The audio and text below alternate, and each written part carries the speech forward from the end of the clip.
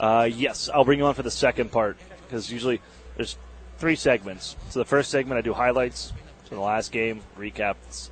Hello? Hey, what's going on, Brian? Oh, gotcha. Hey, is it really, what's the word I'm looking for? Staticky on, like, from CBS? Because I'm getting a ton of static coming from you.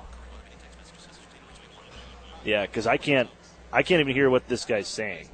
It's that bad. Hit 40. Your body. Wait, whatever you just did, just fixed it.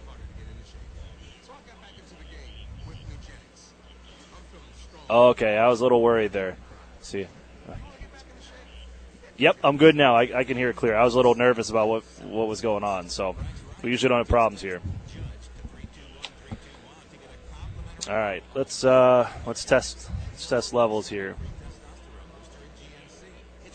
Close that. Welcome back inside the UPMC intermission. I play with here with 7 games. Must help a bit, at least when you got 3-3 kind of weekend coming up. Yeah, having the. All right. Hey, Gritzy, do me a favor and put your headset on and then count to 10. 1, 2, 3, 4, 5, 6, 7, 8, 9, 10.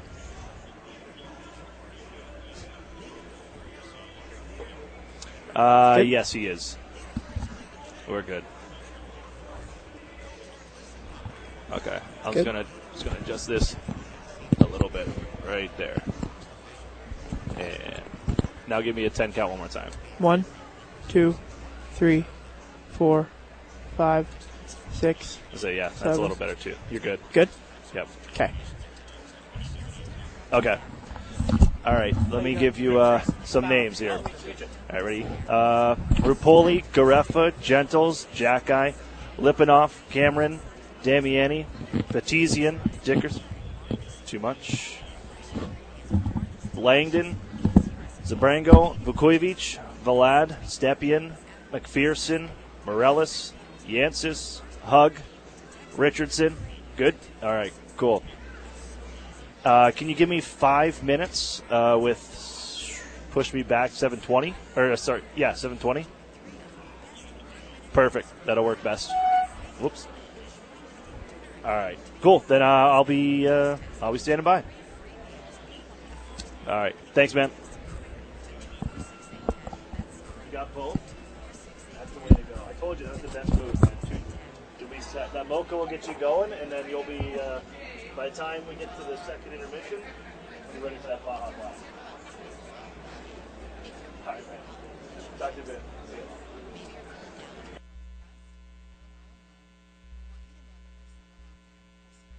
you. That's confidential.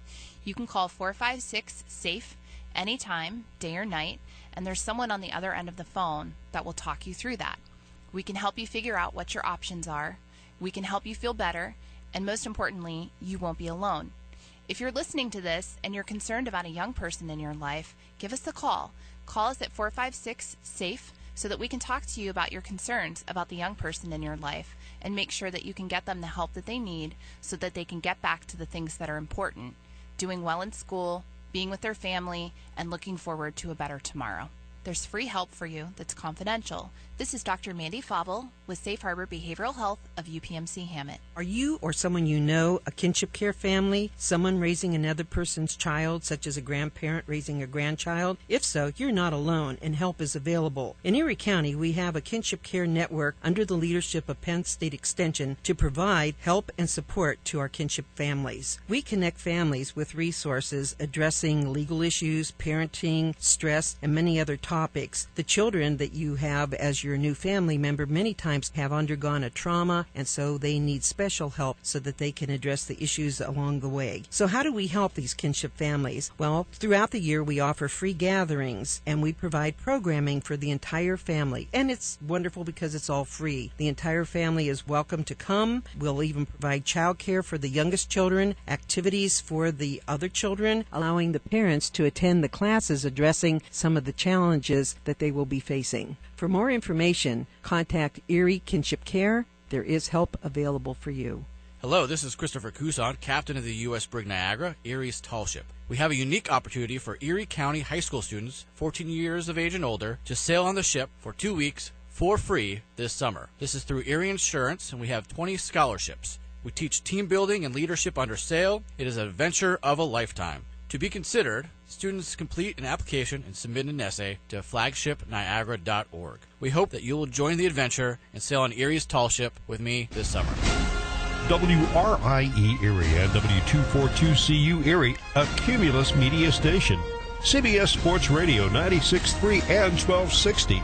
Sponsored by Bianchi Honda, where they're always worth a visit. CBS Sports Radio. Sports Flash. I'm Rich Ackerman. The Steelers said they had hoped to have a deal in place for Antonio Brown by today, but we are still waiting. The question is for how much longer. The Steelers did make one move, reportedly sending tackle Marcus Gilbert to the Cardinals for a 6th-round draft pick. The Patriots are reportedly closing in on a deal to acquire Michael Bennett from the Eagles, which could lure his brother Martellus out of retirement. Free agent safety Eric Weddle goes back to the West Coast, reportedly signing a 2-year deal with the Rams. And the Giants and Browns complete a deal, sending a couple of high-salaried faces to new places as the Browns acquire Olivier Vernon, filling a void in the pass rushing department, who play alongside Myles Garrett, while the Giants pick up guard Kevin Zeitler, who immediately becomes a big boost to the right side of their offensive line. LSU has suspended head coach Will Wade indefinitely. The move comes a day after a transcript was released linking the Tigers head coach with Christian Dawkins, who was recently sentenced to 6 months in prison for the pay-for-play scandal. Wade and Dawkins were allegedly on an FBI wiretap talking about money and a recruit. College basketball tonight. Senior night in Buffalo, and the Bulls at the half in front of Bowling Green, 43-30. About to get underway, Miami and Virginia Tech in their season finale. NBA action about to tip off, the Wizards and Hornets in Charlotte, and the Mavericks and Magic in Orlando. Later on, the Rockets look to make it 7 straight when they take on the Sixers in Houston, and the Warriors and Nuggets meet tonight in Oakland in a battle of the two top teams in the West, with the Warriors 1 game up. I'm Rich Ackerman. This is Taz. And I'm the Moose. The NFL League year is almost here, Taz. Who's going where? Join us Monday morning at 6 Eastern, 3 Pacific. CBS Sports Radio. Erie's home for sports. CBS Sports Radio 96.3 and 1260.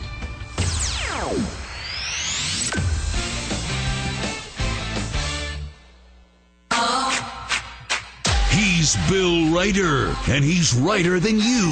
The program writer than you. Sometimes.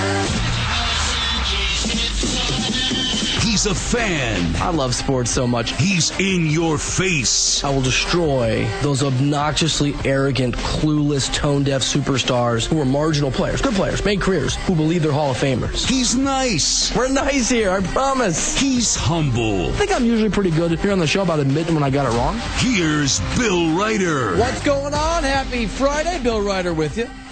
Thank you for being here. Congratulations on your weekend having arrived, or at least getting much, much closer.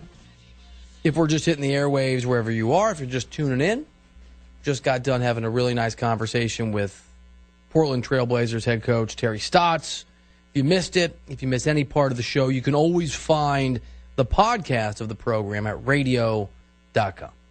We are, by the way, coming to you live from the Rocket Mortgage by Quicken Loan Studio. Rocket Mortgage is with you every step of the way to provide a seamless mortgage experience. 855-212-4CBS is the phone number. You can hit me up on Twitter, Sports Ryder, Sports REITER. Trace is off today, Ryan Hickey, hanging out in New York City with his girlfriend, who we just met, very, very sweet young lady. So they're out hanging out in the Big Apple. Tom DiBenedetto is getting engaged in Italy. And Antonio Grillo is just chilling, having a look at Stu. Stu's here, executive producer, Stuart Kovacs. No offense, Stu. No offense. It's just a lot to, take in with the spikes and the bikes and the leather the first time that somebody comes in and checks it out. Sports Ryder's my Twitter handle. Can't talk. Sports REITER. All right, so we're going to get to Michael Lee in 35 minutes. We'll do some buy or sell. I want to play probably an hour and a half from now, maybe a little bit less, my conversation with Josh Perkins, the point guard for Gonzaga. Really nice dude. and one of the finalists for Point Guard of the Year, the Bob Cousy Award. Bum of the Week, weekly recap. A lot of good stuff coming up over the next few hours. But I want to get into this Will Wade situation. If you missed this, LSU, it's a really good basketball team. Number 10 team in the country. Had a chance, and maybe still have a chance, to make an interestingly deep run. And as part of this FBI probe, it turned out that, and by the way, this is in a lot of ways Russian roulette for head coaches. We're not going to fall into this trap that Will Wade's one of 30 guys or 100 guys, and they got him. The only one in the country. It's everywhere. It's widespread. But a day after reports came out that the FBI intercepted, through wiretaps, telephone calls between Wade and Christian Dawkins, in which the head coach at LSU allegedly expressed frustration that their really lucrative, unethical, rule-violating offer for a player didn't work, he is no longer, at least for the moment, the head coach of LSU. And his statement begins with, "I cannot comment at this time." And there's more. But here's my thing. I saw this today. It makes me so angry. The faux outrage out there. Got to be suspended. They shouldn't play in the tournament. Glad they got him. Stop it. Stop it. Because if you think that Will Wade got what he deserved, and I'm not saying that it's okay, but if you think Will Wade got what he deserved, then you better be prepared for your own head coach to suffer the exact same fate and that of 90% of the coaches in your conference. I know it's a big deal. I know they're the rules. I understand that you're not supposed to pay players. But if you create a black market, people are going to fill it. They're going to fill it. Do you know where the real power of the mafia in this country came from? It came from the United States being self-righteous or whatever it is enough to ban alcohol consumption in this country. And it created a black market that someone had to fill. And crime that was organized was able to do it better than other people, and they amassed an amazing amount of power. Now, I'm not saying that the mafia didn't show their true colors over the course of that time and that history, but I also know, if you read the history of organized crime in this country, that if the United States had never outlawed alcohol, they wouldn't have amassed the power they did. The institutions that create hypocrisies, the institutions that knowingly pass laws where they're going to look the other way, the institutions that conduct themselves with the kind of incompetence and idiocy that the NCAA does, that's where the blame lies. Because Will Wade is one of hundreds of coaches who are doing this. He's one of hundreds and hundreds of assistant coaches who are doing this. And if you want to get into every assistant coach and every head coach and every runner and every aspiring head coach who's a part of this process, it's in the thousands that are subverting the NCAA's rules with the NCAA's absolute knowledge. Give me a break that this is a big story. This is only a big story to those people who want to pretend this isn't every single day. I've told this story on the air before, but I'm going to tell it again. When I was younger, when I was a newspaper writer, I spent a lot of time covering college basketball. And I got to know really well, literally dozens of coaches. And what happens is, when you are connected in that world, when you get to go have dinner with a coach, when you go to the coach's hotel, the Final Four, and you're having a cocktail with a coach, other coaches see you and they trust you. Because unlike football, college hoops is a very social world. And this isn't an off-the-record story. It's just a story. Reed Forgrave, my buddy, colleague at CBS Sports, very, very accomplished college basketball writer before he moved on to the NBA. And we went to the Final Four to cover it. I think we were working for different places at the time. And we both bumped into each other at the coach's hotel. And all the coaches are there. And I won't say who, but a pretty big coach who I didn't know walked up to Reed and said, "Hey, what's going on? We're going to go up to our hotel room and have some Budweisers. Do you want to come up and have a six-pack?" And Reed's like, sure, this is Bill. And the coach goes, is he a good guy? And Reed goes, yeah, he's a really good guy. And we went upstairs, man, and that coach and 3 other coaches, again, names, started telling stories they shouldn't have been telling in front of a reporter they'd never met, which is me. And not about paying players, just talking smack about other coaches, saying things about players. The point is there's a lot of trust in that world. And I say all of that to say this. So over the course of being a reporter and getting to know a lot of coaches, I want, because you know these lists that come out, right? Like, let's just use Stuart's name. Stuart Kovacs is the big recruit. I know. You really have to stretch your imagination on this one, but let's just do it together. Stuart Kovacs is the big recruit in college basketball. And we're all trying to figure out where Stu's going to play. And there's a list of 5 schools that are the final school. And I remember one year, I don't want to say this to the kid because I don't want to reveal the coach I'm talking about, but I remember one year, the Stuart Kovacs in this analogy chose a particular school. And I was having drinks with a coach, like a sourcing thing, when it came down. Got the alert on the phone. Like, oh, man, you guys didn't get this kid. And he's like, nope. I go, that school's kind of got a reputation, coach, for paying people. You think that's why you lost out? And he kind of like looks around the bar. He's like, can I tell you something? I'm like, yeah. He's like, I trust you, Bill. I'm like, yeah, you can tell me. He goes, anytime, I'll never forget this, anytime that there's a big-time recruit, like Stuart Kovacs, he didn't say that, but let's just keep it going, like Stuart Kovacs, who's narrowed his possible schools down to 3 or 4 or 5 or 6, and you hear one of those schools who lose out on him say, oh, we didn't get him because the other school paid him, and we did it the right way. He said, that's when you'll know that school pays players too. Because everyone knows the price on every player they recruit. Some kids cost $300,000, some kids cost $100,000, some kids cost $50,000, some kids don't cost anything. But if you're in on a kid that costs $150,000 and you're one of the finalists, it's because you know the price and you were willing to get close. And this guy his program was on one of those lists. What he was basically admitting to me was, this is the way it works. So my point is this. It is so widespread what Will Wade is talking about.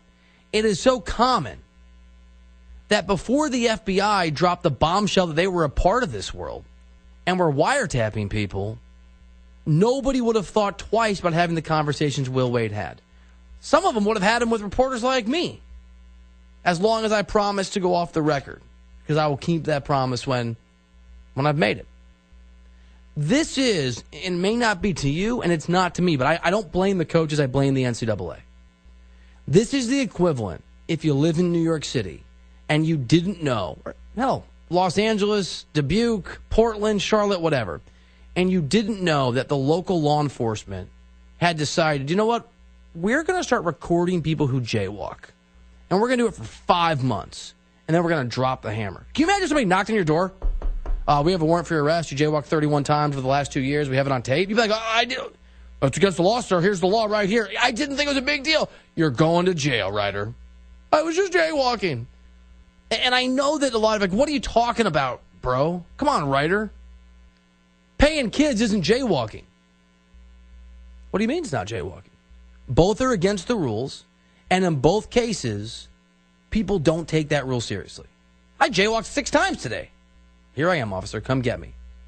And I'm telling you, probably today, but certainly a few years ago before the FBI investigation, there were 6 phone calls per conference a day, every day, about money going to players. I remember when I was a young reporter and doing feature stories, non-investigative stuff, and some of my colleagues in newspapers would try to investigate where kids got cars. And if you got close enough to some football coaches and certainly some basketball coaches, they'd be like, why are they looking into this? Because it's against the rules. And you could just see the coach try not to roll their eyes. I don't want to disparage any of the coaches' names I want to throw out there. So just go through the top 25. Go through the net ratings top 75. Go through the RPI's entire 200. If in the RPI's entire, just say top 200, if there are 10 coaches on that list who don't commit these kind of violations or don't look the other way, I would be utterly and totally shocked. Utterly and totally shocked. So, did Will Wade break a rule? Yes. Did he get caught? He got caught. Do I care? I don't care at all, and neither should you. And if the fine folks at the NCAA in Indianapolis were walking to work every day or driving in their beat-up 1989 Toyota Tercels, and I'm not picking on your Tercel, it's just what I drove when I was in high school, fine. Do you know how many NCAA officials make six figures for what's supposedly amateur sports? Do you know how many McMansions exist in Indianapolis off the backs of college athletes? I've been to Indy a lot, and I've gone, just because I think it's interesting, to the NCAA building. Just walk through the parking lot someday. So many reporters will walk through parking lots at Missouri. I'll pick on my own school. Obviously, we deserve to be picked on. And various places, and there's an area where student athletes park, and you can go through it, like Jaguar, BMW, Jaguar, Range Rover. Where'd that come from?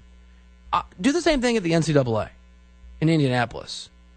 A lot of nice calls. What's a Tesla doing here? I thought it was amateur sports. What are you doing? So here's my takeaway on the Will Wade thing. This is the business they've chosen, to quote The Godfather.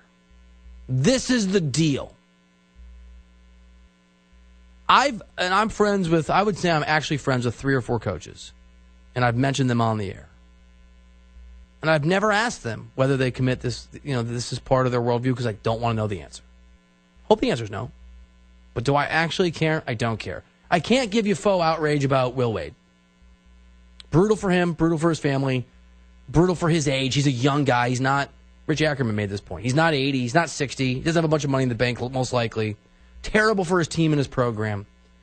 But I'm really supposed to get upset when 9 out of 10 or 19 out of 20 or 99 out of 100 coaches, when they saw this news, went into a room, closed the door, and went, I'm so glad it's not me. Whew. Whew, poor Will. It's all garbage, man. The outrage, if you want to have it, should be directed at the NCAA. They're the bad guys. They're the perpetrators. They're the liars. Because they're selling us, and we're intentionally buying a bag of goods. I know a lot of you want to be amateur sports. It's not. You can't unring that bell. There's money in it. There was a time when rock and roll was about the music, baby. That's over. I've seen Almost Famous. I know what happened, sort of. When money takes something over, when you can make millions, life-changing money in anything, the purity goes away. And amateurs, you are no more. I ain't mad at Will Wade. I have sympathy for the guy. He's going to get what he deserves, because that's the deal. But, come on. Least surprising thing on earth is some random coach, good program, got caught. You have a wiretap on every coach in the country, and I'm coaching college basketball. I'm the coach of their top 25 team because they just need warm bodies. And I am recruiting, Stu. 855-212-4CBS. If you want to talk about the Terry Stotts interview, we'll take your calls. I think the NCAA is the bad guys. I do. And I think amateurism has to come to an end. It's a false market. It's a black market. But if you want to argue with me or agree or just talk it through, let's do it. 855-212-4CBS. We'll take your phone calls here on this Friday on the NCAA, and at least for me, the hypocrisy of pretending it's amateur sports when we come back to Writer Than You with me, Bill Ryder, here on CBS Sports Radio. Springtime is almost here, and there's no better time to tackle that next job. At AutoZone, we have the free services to help you get it done. And with our free AutoZone Rewards program, you get a $20 reward every time you spend $20 or more 5 times. Getting the job done just got easier. Headlights need replacing? Now's the time. New headlights help boost visibility for safer driving. For all things headlights, head to AutoZone. Let us help you at more than 5,600 locations nationwide. See terms at AutoZone.com/rewards. Restrictions and details in store. Get in the zone, AutoZone. Sarcoma. Odds are you've never heard that word before. For the 40 people diagnosed with sarcoma every day, it is a life-changing word, because sarcoma is cancer. Through awareness, advocacy, and research, the Sarcoma Foundation of America is bringing hope to the families whose lives have been turned upside down by a cancer they had never heard of until diagnosis. Please join us in the fight to find the cure for sarcoma. For more information on the work of the Sarcoma Foundation of America, go to curesarcoma.org. Credit products are made by WebBank. Rates and terms vary based on credit history. Amazon is not a sponsor of this promotion. Other restrictions apply. See website for details. How did I get into credit card debt? A trip to the emergency room. Car repairs. Moving expenses. There's a million ways to get into credit card debt, but one sure way to start getting out: Avant. Avant offers access to online unsecured loans from $2,000 to $35,000 at competitive rates and no extra charges for paying back early. Over 500,000 customers have experienced the convenience of a loan through Avant. No wonder Avant has an A+ rating from the Better Business Bureau. The application takes minutes, and if approved by 4:30 p.m. Central Time Monday through Friday, funds are deposited as soon as the next business day. And now Avant will also give you a $50 Amazon.com gift card after your first payment is made on time. To check your loan options and to get this special radio offer, go to Avant.com today and enter promo code 2121 when applying. That's AVANT.com, promo code 2121. Avant.com, code 2121. If you can't seem to stay ahead of your bills, then this message is for you. How would you like to have a large portion of your credit card debt, medical bills, and department store debt forgiven? National Credit Card Relief would like to give you free information. It's time for Erie Otters hockey on WRIE Erie. CBS Sports Radio 96.3 and 1260 is proud to be the new home of Erie Otters hockey. Now let's go live and join the voice of the Erie Otters, Aaron Cooney. Final 2 weeks of the Ontario Hockey League season as the Erie Otters kicking off their final 7 games, which will take place over 10 calendar days. It all starts at the Meridian Center last night with the Otters' final game against the Niagara Ice Dogs. And the Niagara Ice Dogs, who have lost, going into that one, 2 straight games, and in a tight race for the Central Division, the Otters had their work cut out for them against one of the top teams in the Eastern Conference. The Ice Dogs will keep pace with the Sudbury Wolves, and in the first period, they would extend their goal-scoring streak in periods to a 19th straight period, as they would open up the scoring a minute and 41 seconds in, as Kirill Maximov would open things up. Or Roberts, rather. He'll drop it down off the stick of Maximov, who finds it off the half wall. Twisting away, Peter Cech almost got that taken away, but with the handle once more, Maximov lets the shot go, and he scores. A one-timer from the right circle, and Maximov, we know he can pull the trigger. He's got his 39th of the season, and it's 1-0 Ice Dogs, not even 2 minutes in. Ice Dogs would add to that a second goal from Drew Hunter, and then a power play goal for the top power play unit in the league, as Akil Thomas would have himself a hockey game. Holding is Robertson, fires it in front, looking for Jones on the back door. The Otters block that, but they hold in. Thomas left side with the man in front. Back to Thomas onto the goal. He scores. Akil Thomas on the give and go, and then give right back. Thomas buries it for his 33rd of the season, and it's 3-0 Ice Dogs with the power play goal. Be 3-0 after the first, head to the second, and just returning after 41 games missed. That's right, half a season with a shoulder injury for Hayden Fowler. Well, he's going to find himself on the board, picking right up where he left off, his 5th of the season, and all of a sudden it's a 3-1 game. Selin finds the puck. He finds Gillard now at the point, and they'll set up Ryan Martin trying to get a shot away. That was blocked. Martin got it back though. Works it to the circles. One-time try, scores! Fowler from the right side circle with no room. Puts in Roof Daddy, and Erie's on the board, 3-1. But it was too much Ice Dogs in the second period, as they would net 4 to take a 7-2 lead by the end of 2 periods. Puts it onto the far side wall where Castleman fishes that one out of the pileup, sends it on across. It's Hunter now, down on the goal line, back in front. Castleman turns it across, and Thomas has 2. 5-1. 5-1. They would add a couple more. Erie would make it 6-2 before the final second goal coming in from Philip Tomasino. As Erie gained a little momentum in the third, stopping the Niagara Ice Dogs and ending that goal-scoring streak at 20 periods straight with a goal. But the Otters would drop the hockey game 7-4, and now they head into their final 6 games. The middle game of this 3-3, where they come visit the Kitchener Rangers for the final time on the season. Hello again, everybody. I'm Aaron Cooney. Joining me here in a little bit will be Alex Gritz once again on the broadcast.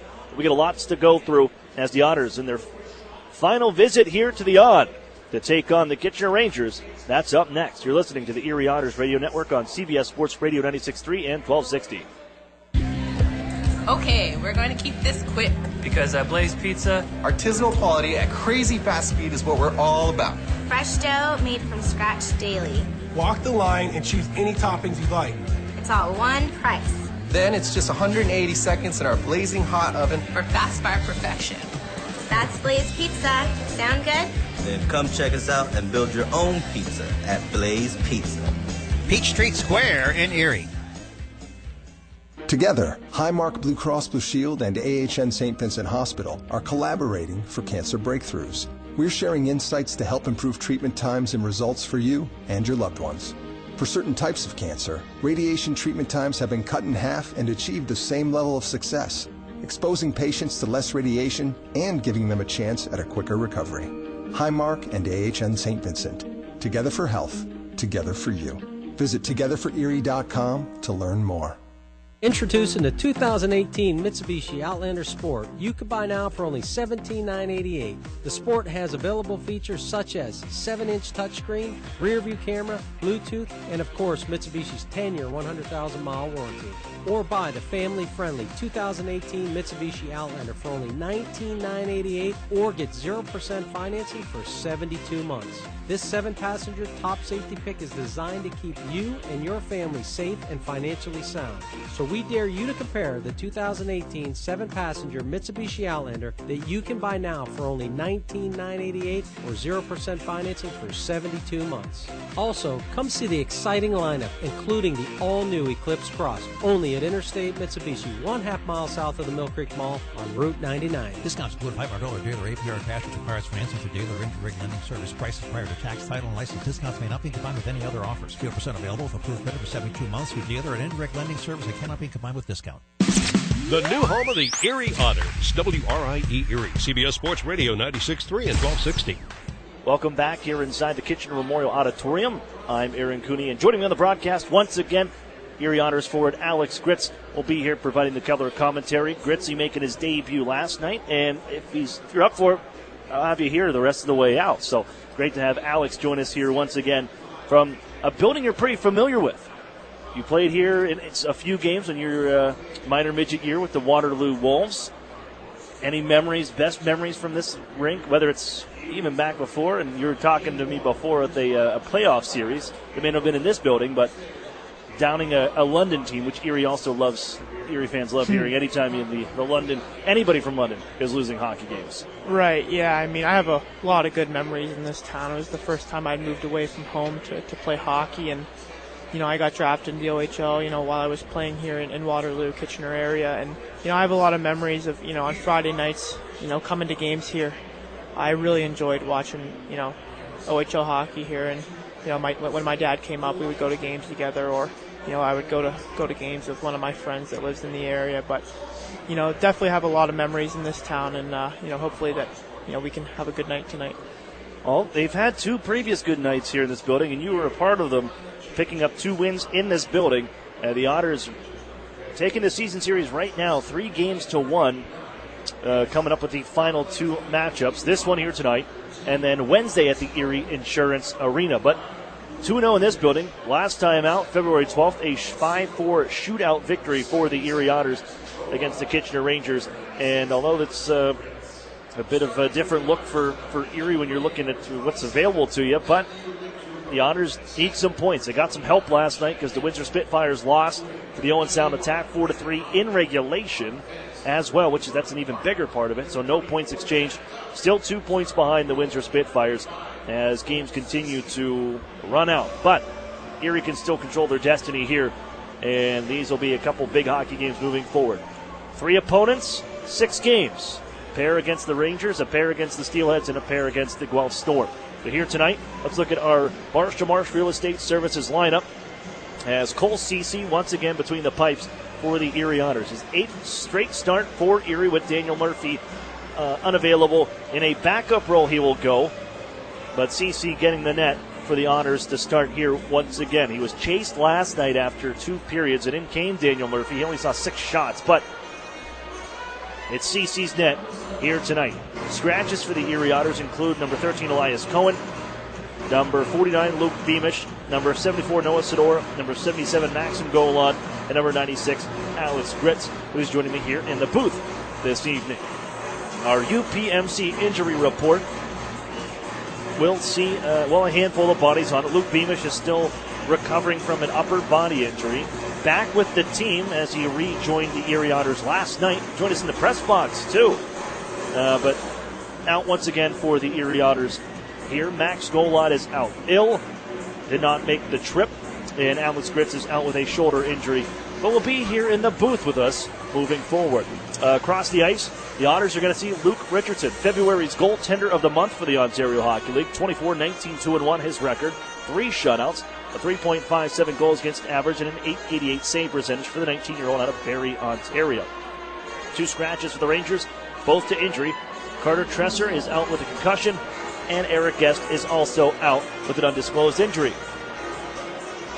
But for the Erie Otters, as they continue to make their march, they're looking to fill the back of the net, and Garrett Podubny is looking to continue to provide that sort of offense after earning an honor as from fellow countrymen. Most games played by a Russian-born player in Erie Otters history. He picked that up over the weekend and has been chasing that since I told him about it back at the beginning of the season.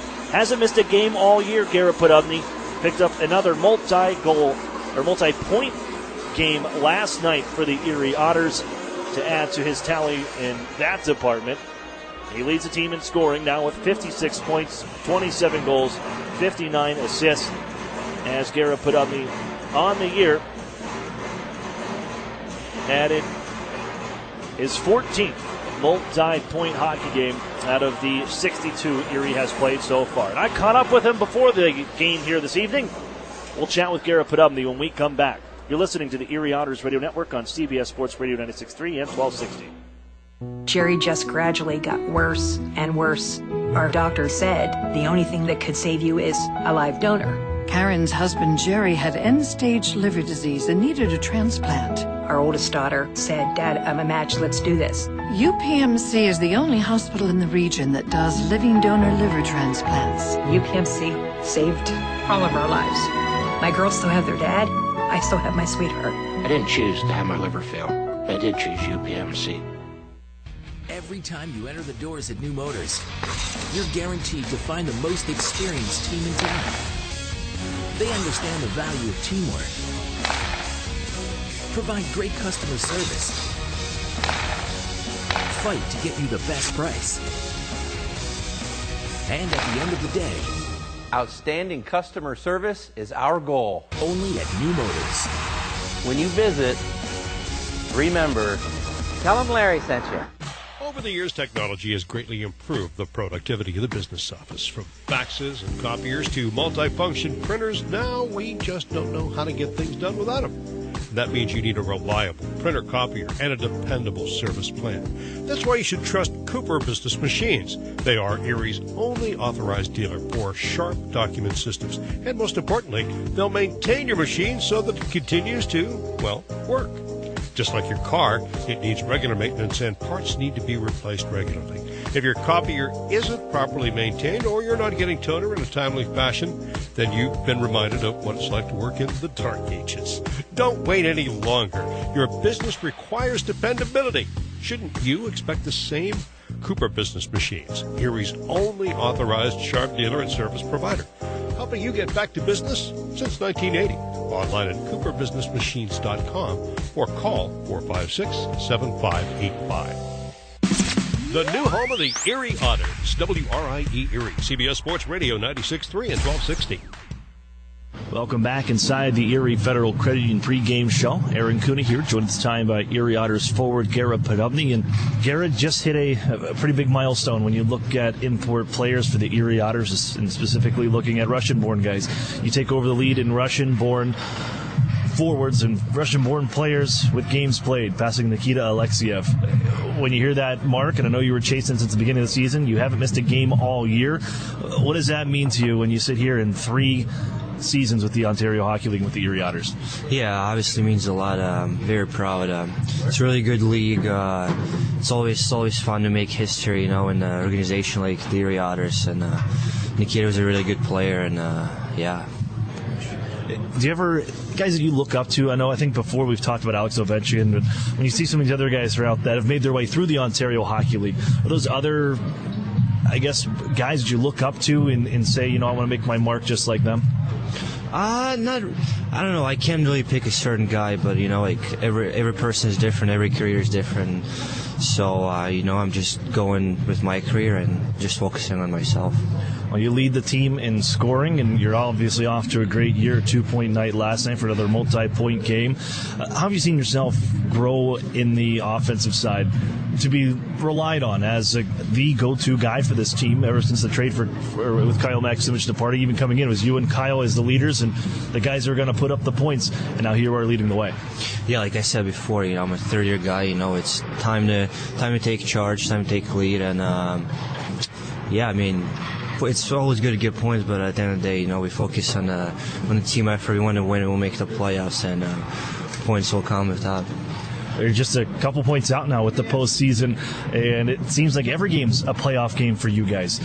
How is this team, how do you prepare for games like that? And you've been in a locker room that's seen playoff action and seen some pretty critical games, but now with this group fighting to get back into the postseason, it seems like every game's a postseason game. What have you told maybe some of the younger guys how to keep themselves prepared and ready to go for situations like this? Yeah, obviously every game is like the last game, so we got to take it very seriously, but at the same time, you can't overthink stuff. You just got to go out there and play our hockey and not to think about the points or anything. Just focus on the coach's plan and try to win. You guys last year only had 6 road wins all year long. You've doubled that this season, picking up 2 of them in this building. You can sweep the Kitchener Rangers here at the Odd for this season with the victory here tonight. What is it about this building and what is it about this team on the road that you guys have found your way when away from the Erie Insurance Arena? I don't know. It's honestly a pretty tough question. Maybe just great atmosphere, great rink. Everyone, from what I hear, is everyone likes to play here, so maybe that's part of it. Well, I hope you guys keep things rolling here. The Otters need 2 points. Gee, thanks for this, and have fun here tonight in Kitchener. Thank you very much. That's Garrett Podobny. Face-Off is next. You're listening to the Erie Otters Radio Network on CBS Sports Radio 96.3 and 1260. Together, Highmark Blue Cross Blue Shield and AHN St. Vincent Hospital connect care managers and personal doctors to simplify your care and give you peace of mind. We're teaming up to make sure members with complex health conditions like diabetes and heart disease have a dedicated care manager working with their doctors to make sure they get the right care in the right place at the right time. Highmark and AHN St. Vincent, together for health, together for you. Visit togetherforerie.com to learn more. When you have a great name you can trust, you know where you can get a great used car with guaranteed credit approval. Erie Auto Credit, the home of guaranteed credit approval 100% of the time. Stop in today or go to erieautocredit.com. Sadly, crime can strike anyone at any time. The good news is the Crime Victim Center of Erie County has been here for 45 years helping all victims of crime, be it rape, theft, assault, vandalism, burglary, or abuse. Report any crime to the police within 72 hours to secure your rights to victims' compensation and restitution. Call the Crime Victim Center of Erie County at 454-9414. They'll assist you in filing a claim, and if you need counseling, contact them 24 hours a day, 7 days a week. You're not alone. The Crime Victim Center of Erie County can help. Paid for with Pennsylvania taxpayer dollars. At ServPro in West Erie County, no job is too big and no question is too small. So when fire or water damage strikes your home or business, call on ServPro of West Erie County at 814-806-1987. That's where you'll find a team of specialists that's faster to any size disaster. So when the things that matter most are on the line, call ServPro of West Erie County, 814-806-1987 to help make fire and water damage like it never even happened. Franchises are independently owned and operated. When you need a loan and you don't know where to get it, you gotta call Erie Auto Credit, Erie Auto Credit, and ErieAutoCredit.com. The new home of the Erie Otters, WRIE Erie, CBS Sports Radio 96.3 and 1260.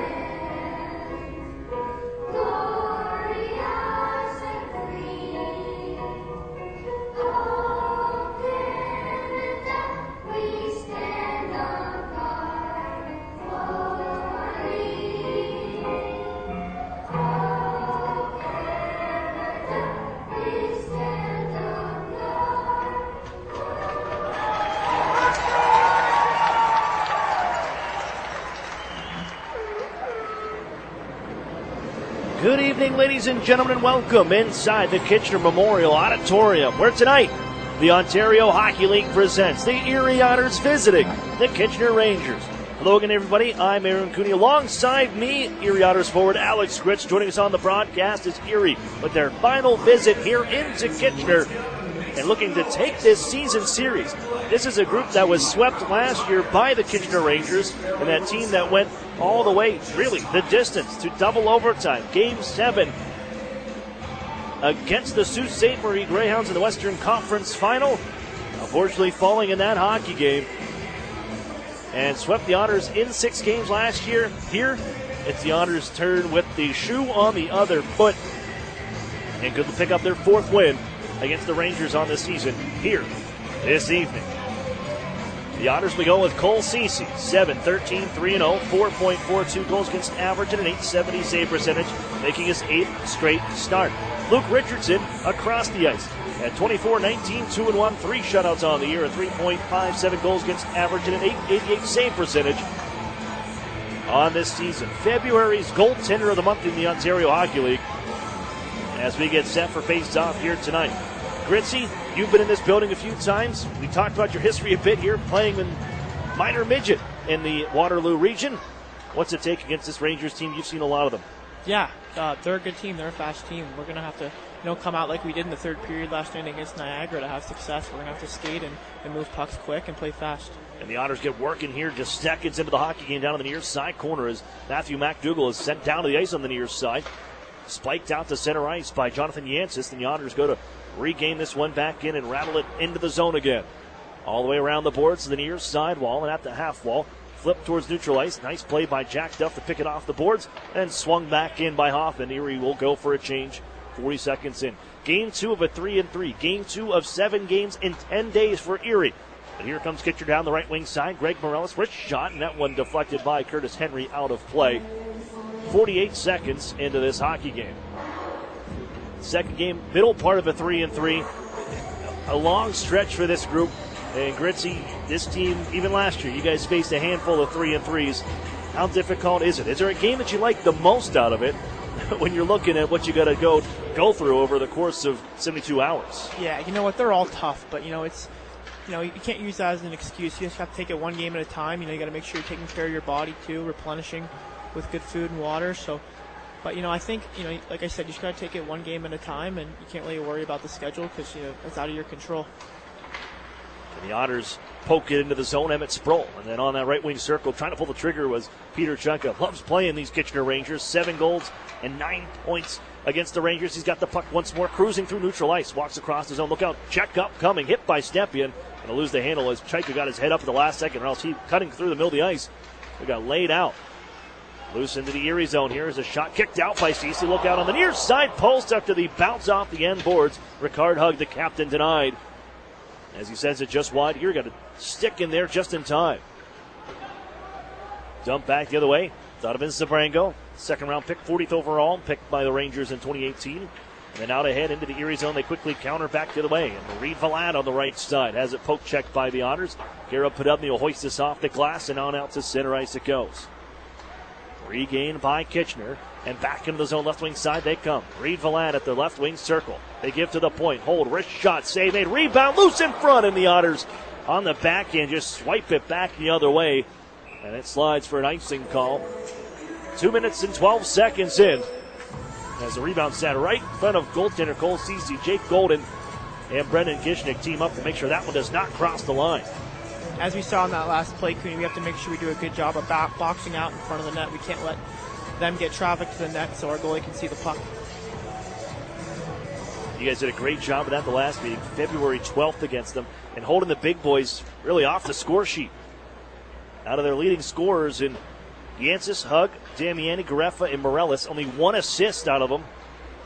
That was from Greg Morellis as the Otters steal one at the line the other way. Here's Garrett Podubny, gives in front, sent just wide by Joe Mack. Picks it up behind the net, swings it out to the point. As the Otters countering, here's a deflection play by Daniel Singer. Never made it on goal. They'll try one more. Another one deflected towards the net, and Richardson keeps it out, steers it to the corner. Swung back towards the goal after the pickup by Singer. That's cut off by the Rangers. Here they come right wing side. Valad on in front, back in play. They score. Looks like Garefa picking it back up, sweeps it across, and it's 1-0 Kitchener. That's one thing we have to watch with this team. They're very quick in transition. They like to play off the rush.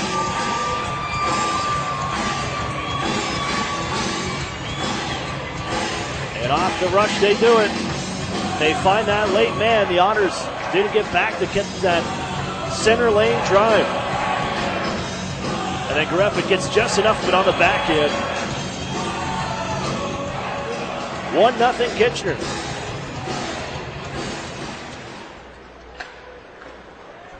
And give them credit. Moving in with Reed Vlad and Alexei Lipinov. And I believe it was Lipinov who's the one that went right to the middle. And he stayed just on side on that play to allow Garefa to follow up on the backside and finish it off. Rangers lead 1-0. Another early goal that the Otters give up. This one within the first 3 minutes of the hockey game. Here's Brendan Selin trying to get it back the other way with Brendan Hoffman. Selin left side, shoots, save, and rebound right there for Hoffman. But he can't get the stick on it. Back the other way comes Kitchener. Down the left wing side is Graham Dickerson. He's knocked off his skates as the Otters reverse in the far side corner. And Hoffman fans on the play to shoot it out of the zone. Followed up by Jack Duff.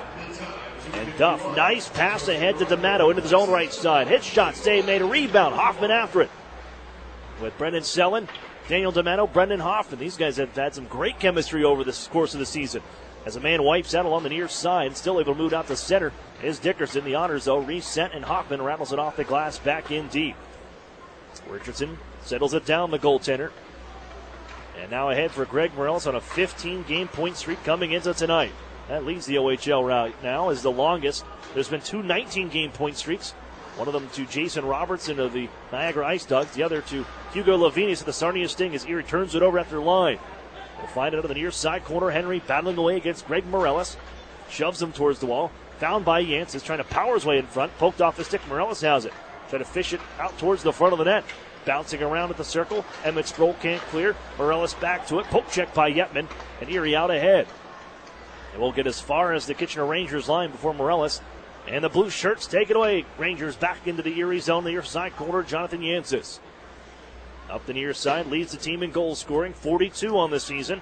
They send it out to the point. On the left side, snap to the net, save in front. Backhander, it's Yancis. And just like that, 2-0 Kitchener Rangers. The turnovers tonight are a huge key for us. We have to make sure that we're taking care of the pucks to the neutral zone, not turning pucks over. As you saw there, an Erie turnover leads to a goal in the back of our net. And Gritz, you were right on that too. You said it from the start of the hockey game. Can't let them in front. And Ricard Hugg, Jonathan Yance, a big body to move at 6'3", 210. Right in his office, going to work. Within 5 feet of the cage, he stops the point shot that was kind of just flicked on goal. And he finishes it off on the backhand, and it's 2-0 Kitchener. Here, not even 5 minutes into the hockey game.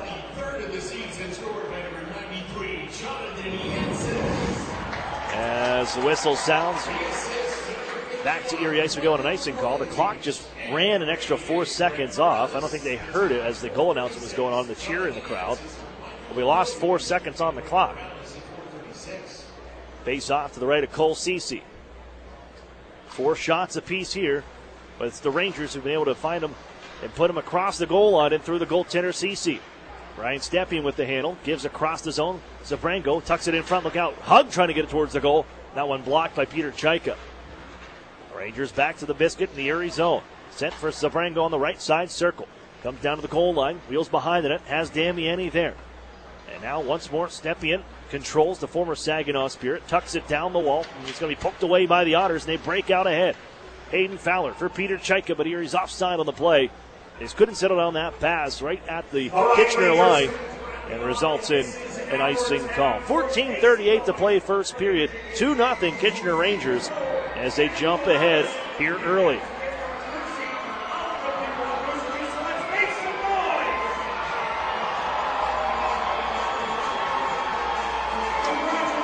Draw pulled back by Erie, and Drysdale rips that one in. Drysdale 38 points on the year. He moves into the top 20 in defense scoring as a 16-year-old. Erie has the puck and the handle. Rich shot from the right side, and Hoffman denied by Richardson, who holds on and gains another whistle. Stick broken in two over inside the Rangers zone. Looks like that belonged to Alexei Lipinoff. He'll get a new twig and make his way back. And those twigs have been good against the Otters, too. 2 goals, 5 points in 4 games played against the Erie Otters this season for Alexei Lipinoff, who in just 2 seasons he's had a good bit of travel around the OHL. Started with the Barrie Colts, ended up last season with the Sudbury Wolves, and now here a member of the Kitchener Rangers is Erie. With a steal at neutral ice after a clear, it's Garrett Podubny run off the puck, and the Rangers take it back out through neutral ice. Right wing side. Lipinoff tripped off. Penalty coming up. They get a shot away from the left wing side. Garefa sails it high. And now the whistle sounds. Rangers had the puck.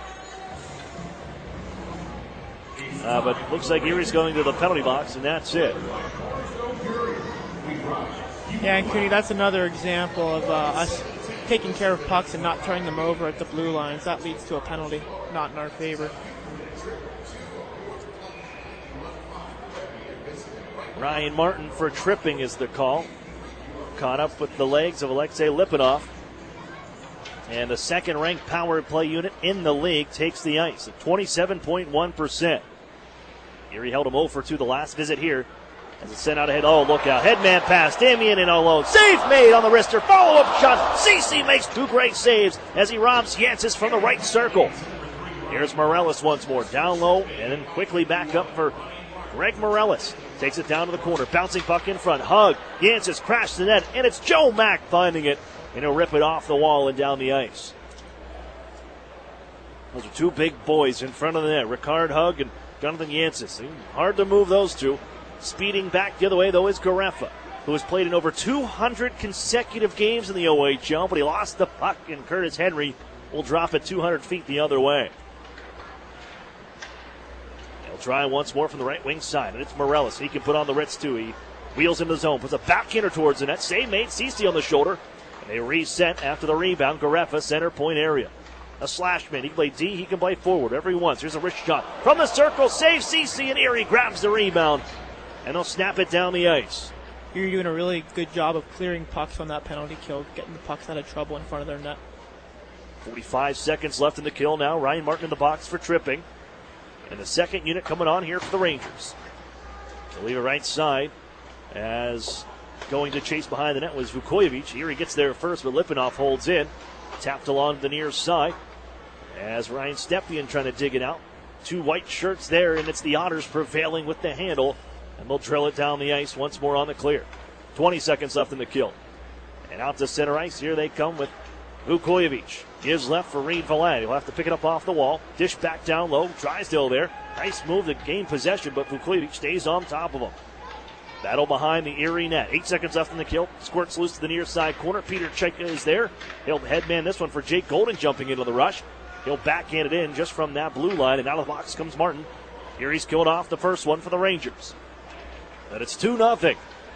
2 early goals within the first 5 minutes to start this hockey game as the Rangers take the lead with 8 minutes off the clock in the first period. Tie up along the near side wall. And coming out with it was Stepien for a second. Rolls off his stick. Marcus Gillard now in some trouble as it rolled off his stick back behind the net. He's going to chase the far corner of the Otters zone. Ahead for Daniel Singer. And he'll backhand it out to center ice where it's fouled by Zabrango. And got a little shield from his defensive partner, Kyle Gentles. And then dishes it back behind the Erie net. Move there by Duff. Now Daniel Singer lifted up off the wall. Nearly bounced right under the tape of Emmett Sproul for the Erie Otters. But Kyle Gentles is there into the safe hands of the overage defender. Poke checked off his stick though from the near side as Joe Mack ran into him along the circle. Found behind the net by the Rangers once more. He'll just dish it out of danger now to center ice. Jack Duff stands up a man. Now works this out to center ice. In possession the Rangers and Reed Valad. Left side into the zone they come. Back from Valad. Winds up. Doesn't take the shot. Holds from the circle. Dishes to the point. Singer is there first as the Otters go skating ahead. Pass left side from Fowler. Ahead of the play. Walks in. Goes the backhand. It trickles into the net. And Hayden Fowler has goals in back-to-back games. It's 2-1. Great speed there by Hayden Fowler to blow past the defenseman and bury that puck past Richardson. A penalty was coming up. Erie was going to go to the man advantage with all the stick work back the other way on Daniel Singer. But he's able to bounce that pass through. Fowler goes the backhand and just all works. Backhand play. And it's a 2-1 hockey game here from Kitchener. Really good to see Hayden Fowler find his groove right away since he get back in the lineup after a long time out. 6th of the season. Goals in back-to-back games. And I'm curious to see, are they going to try to take a look at this one after, because the puck was kind of bobbled there as the pass was made from Singer to Fowler streaking across the line, but we get the thumbs up over at the penalty box, and we're all good. 2-1 hockey game as Fowler has his second since returning from injury, missing 41 hockey games. And Erie trying to tie this game up here, back into the offensive zone as the shot from Chad Yetman was blocked. Back the other way goes Stepien. Fowler there to help out, takes it off of his blade, and Curtis Henry sends Brendan Hoffman out to center ice, streaking down the right wing side. Looking to pass in front, goes off a stick here, pops high across the goal mouth, and the Otters find it at the line once more. It's Hayden Fowler, room to skate here, rich shot. That's off a stick wide. Drysdale jumps into play, just tucks it down to the corner. Furthered by Yetman, Vukojevic off a skate to the near side corner for Ryan Stepien. As the Rangers reset, they'll go D-to-D behind their goal. Chased by Hoffman. Ahead for Ryan Stepien. Staying with them, Mac Dougal, but Stepien now burst into the Erie zone. His wrist shot, blocker save made. Rebound here, Damiani follows up. His shot saved by Cece once more. And the Otters clear that rebound. And they'll snap it off the far wall. No icing on this play, just ahead of Kyle Gentles. He reels it in behind the goal. And plays it up the near side wall for Yancey, who coughs it up right to Daniel Tomato, who's offside. Thought he had that one right along the line, but the whistle sounds. With 9:41 to go, first period. The Otters get one back. They cut the lead in half. It's 2-1 Kitchener from the Kitchener Memorial Auditorium.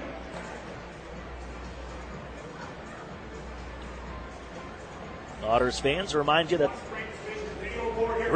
the brewery is a proud sponsor of the Erie Otters. Real food, real beer, real historic atmosphere. That's what you'll find at the brewery at Union Station, Erie's original brew pub and restaurant located downtown at 123 West 14th Street.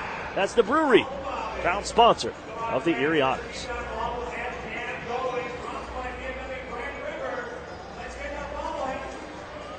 Well, a couple early goals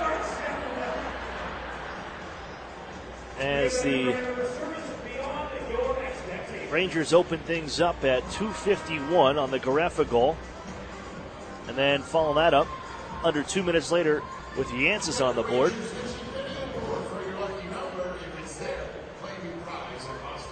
Make this a 2-1 hockey game as Fowler once again finds the back of the net. That's some added firepower for the Erie Otters. And he really came on strong towards the second half of the season last year for Erie. And now back for the final 7 hockey games. A pair of goals to go with it.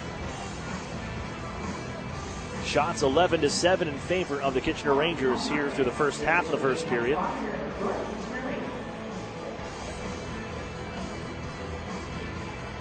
And the face-off will be to the left of goaltender Cece. Looks like everybody's kind of settled in for the Erie Otters at the first couple of minutes. Ryan Martin to move this one out ahead. Brendan Selin out to center ice, just tucks it out of the zone. The Rangers go D-to-D, set things up to break out. Nice pass ahead to Yancey, plays it off the shin pad of Selin. And Erie will find it on the near side wall of their own end as Jack Duff is tied up along the boards. Battle continues. He'll knock it back behind his net. Fouled by Ryan Martin. Trying to headman this one for Garrett Putnam. It's off a stick, and Putnam can track it down to the far corner. Sends it around the horn near side. There's Joe Mack. Picked up a goal last night. 10th goal of the season. He's in double digits for the first time in his career as Brendan Selin sidesteps to check. Puck still loose in behind the Kitchener net. Selin's going back after it to dig it out to the corner. One hand on the stick and wants to guide it out to the point. Jack Duff has it now. Slap shot. Save made. Bouncing around in front. Loose at the circle. Putnam after it. And it's swept away before he can get a stick on it. And the other way goes Kitchener. They'll hoist it to the far side corner. Ryan Martin there, but Batesian has him tied up. Martin will push it back behind his own goal. Jack Duff, his defensive partner there, as the pair of alternate captains for the Erie Otters team up to get the puck out of the zone. Furthered by Sproul from the red line. But here come the Rangers trying to march out of their zone. And it's Cole Cameron. And then left side towards Erie Ice. Stepion's ahead of the play. And the whistle will sound with 8:25 to go here in the first. Offside the call. 2-1 Rangers. If you notice there, Cooney, when Erie really establishes a good F1 on the forecheck, they seem to be able to turn pucks over against this D-core. I think if we do that tonight, we'll have offensive success. And they take off on the forecheck once more. Otters 2 forwards in down deep, but able to escape. Here come the Rangers to center ice. Right side, Damian drop past Stepien and try to jump in. And they might get caught here as McDougal looking to send this one ahead for Emmett Sproul. Vukovic gets back. McDougal into the zone right wing side. Wheels around one man and shuffles it down deep towards the near side corner as the Otters able to snuff out the offensive try. And now looking to hold in from the offensive set of their things. It's poked just past Jake Golden. He'll wind things up from his own man. 5 in white, Jacob Golden. Former London Knight bounces it to the near side corner. All Rangers there is Vlad. Checked by a couple of Erie Otters. Still loose along the goal line as they put it behind their own goal. Vukovic. Nice pass ahead for Reed Vlad. Right wing side streaking into the zone. Forced behind the net by the skating of Jamie Drysdale, who knifes it off his stick. And Hayden Fowler carries the other way on the counterattack. 1-on-3. Gets around one man. Here's Fowler. Stops at the half wall. Looking for a passing option. Knocked off his skates by Rupoli. And at 6'4", 208 pounds, that'll bit of size advantage on Hayden Fowler at 5'10", 185. Back to Erie Ice. Ryan Martin behind his own net with 7:10 to play. First period, 2-1 hockey game. The Otters push this one ahead. And off they go right wing side through neutral ice. Yetman drags, trying to fire. It was blocked as Rapoli steps into that one. Chopped up the left wing side wall. Erie gets it right back, though, staying after on the forecheck. Fowler turns, 2 bodies on him. Yetman finds it man wide open, and Singer can't get it to him. It was picked off, and off goes Garefa. Out to center ice, and he was wide open, too. Yancey to the goal. Save made, rebound in front. They couldn't grab it. Garefa was right there, but Daniel Singer cleaning up the garbage. And he'll carry it back the other way. His shot, stick save made as Richardson leaves it to the near side wall. Ahead for the Rangers through neutral ice. Stopped by Duff. And the Otters backhanded in. They'll make changes with 6.5 to play in the first period. 2-1 game as Hayden Fowler has his second in as many nights from returning to injury. We get the Otters on the board. 1-goal game from Kitchener as Gentles waits. He'll blast it in from the left side. And around the wall to the near corner of the Otters zone as Yancey has planted Jack Duff. Kishnick battling away back behind the net. Yancey finds it along the goal line. Wrapped up by Kishnick. Tucks it behind the goal. First man there, Daniel D'Amato for Erie. Pass ahead for Selin. Shuffles it between the legs of Yancey, but he got caught up in his equipment, and the Rangers keep it in. Right side, Greg Morellis trying to drag to the circles. Lead up by 2 Erie Otters. Somehow got that puck back. What's a backhand shot goal that rises high? Batizian to the point. Trying to sling one back to the net once more. Erie got it flecked off a skate, and Rupoli settles this one down.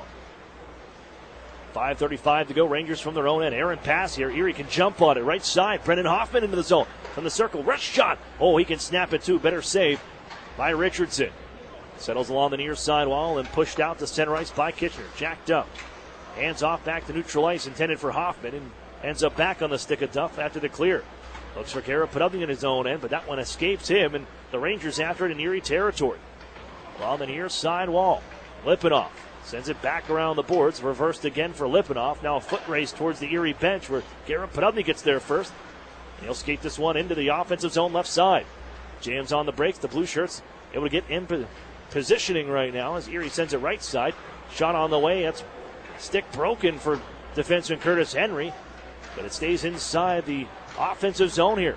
Joe Mack chases after it, but Garefa will find it. Skate out of danger and now into the Erie zone. On the counter attack, tuck it left wing side as Jake Golden wraps up Arbor Jacki. Put out towards the circles where the Otters can cut it off, and McDougal softly sends it in, and this would go for icing. With 4:25 left here in the first period, 2-1 Kitchener Rangers lead as the Otters climbing back into hockey games and looking to tie things up here before the end of this first period. Shots are 12-9 in favor of the Rangers. when we're skating to make plays, I feel like we're having a lot more success. When we get caught standing around, we're often getting stripped of pucks and not able to make clean plays. I'm Aaron Cooney. Joining me on the broadcast, Alex Gritz here. Brian McCabe standing back in studio for us as the Otters just take this face off clear to center. As the Rangers wrap it around their own end, they'll pick it up from the left side. Cross-ice pass for Sabrango. That rolls off his stick because he had a man on his back. And there the Otters once again, tight to puck carriers. As Gritzy mentioned earlier, they're skating, but look out, they got a break now as Stepien can find the puck. Sends it across, back in front, cut off by Drysdale with a man on the back door. Stepien was wide open. Here's Drysdale going back the other way into the offensive zone. Puts a bump on the defender. Sproul can nudge the puck back behind the net as Drysdale takes off back to the blue line. The Rangers have the handle. And it's Stepien through center ice. He'll launch it to the far side corner. Drysdale gets there first, tucks it away from Ricard Hug. Takes the shoulder but moves it to Drysdale. Headman play right wing side. Could be reeled in by Sproul but deflects it into the zone. Vukojevic there. Joined the team last season midway through. And only played in 24 games before heading to the postseason as Garefa back the other way. Wrist shot coming off the iron as Reed Valad sees Big Ben strike one. The Rangers back after it. And it's Valad again. Put it in front. Tucked once more looking for Garefa. Glove save on the back end as Cole Ceci takes it away from Lipinoff. And he holds on while he's in the splits. A lot of Kitchener's chances coming off the rush. And a lot of that is from us turning pucks over. We really need to make sure we're managing pucks better because they are so fast in transition and making plays off the rush.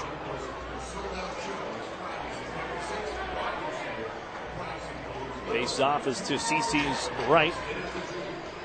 And Yancey will take control after it sat in the face-off dot. Tried one. That's blocked by Golden. And Erie moves it out to center ice as Golden stays after it. Poked it away from a man, but followed up back at their own line and between their circles was Reed Valad. Into the Erie zone they come, left wing side. Petesian plays it to the point. Wait, Vukojevic, shot blocked. Singer may have a chance here, flying through neutral ice. Into the offensive zone, right wing side. Puts it in front for Selin. Couldn't get a shot away. They tuck it along to Yetman, and he backhands it in the near side corner. Erie finds it again as Duff just tucks it in the near side corner wall. Grabbed by Kitchener, and they'll ice the puck. But Daniel Singer blocking the shot from the blue line, and they catch up to him to force him to make a pass. And Daniel Singer coming over to talk with the officials saying, well, what's going on? They had Michael Vukojevic all over his back.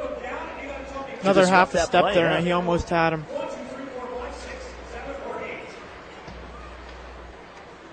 Rangers blasted around their zone once more in an icing call. Consecutive ones. 2:18 to play first period. 2-1 Kitchener Rangers.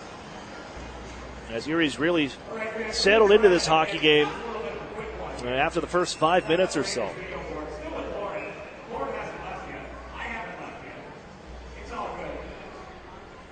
Face-off is to the right of Richardson. 15th in goals against average at 3.07. Rangers win the draw. Sent around the horn by McPherson. And at the Erie line, they can bring it in. As 17-on-17 violence there, the Otters' Daniel D'Amato can take it away from Petesian. And it's sent back to the Rangers' goal by Garrett Podubny. Calmly steered by Richardson to the near side wall. Erie holds in deep. Hoffman chases the far corner. Kyle Gentle sends it up the boards. Nicely kept in. Pinching is Jamie Drysdale for the Otters. He wheels back behind the net now. Puts it out to the front looking for Garrett Podubny. Pass was off a stick, and the Otters trying to catch the Rangers changing. And Curtis Henry lugs it ahead. Gives to Drysdale right wing side. Gets a shot away. That was blocked, and the Otters got two defensemen caught back. Here comes Kitchener back the other way. They get around Hoffman. Reed Valad on in front, and Garefa scores.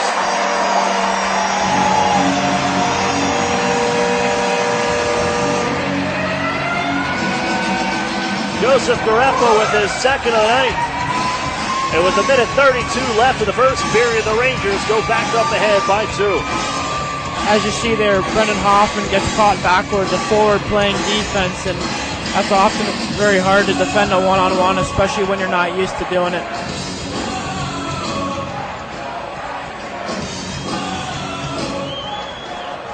I think Jamie Drysdale wanted to take that puck into the offensive zone. with him and Curtis Henry resetting as the Rangers are finishing a change. Didn't get the pass, and Erie got caught with two defensemen deep into the zone. It resulted in that 2-on-1 as Erie go back behind their own net. Ryan Martin tripped up from behind. Nothing on the way as the Rangers, with a minute 15 seconds left, put it back behind their own net. And there's Jack Duff. Fowler hoisted out to center ice. McDougall trying to glove it down. It'll bounce at the line. Found once more by Kyle Gentles and fired off a stick of the Erie Otters.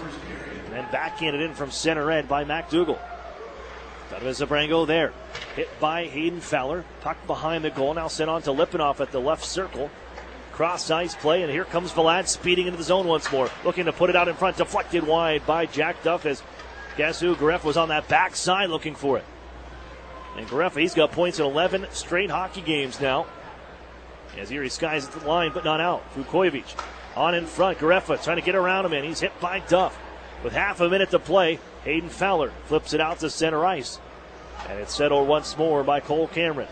Any fans on the play a bit.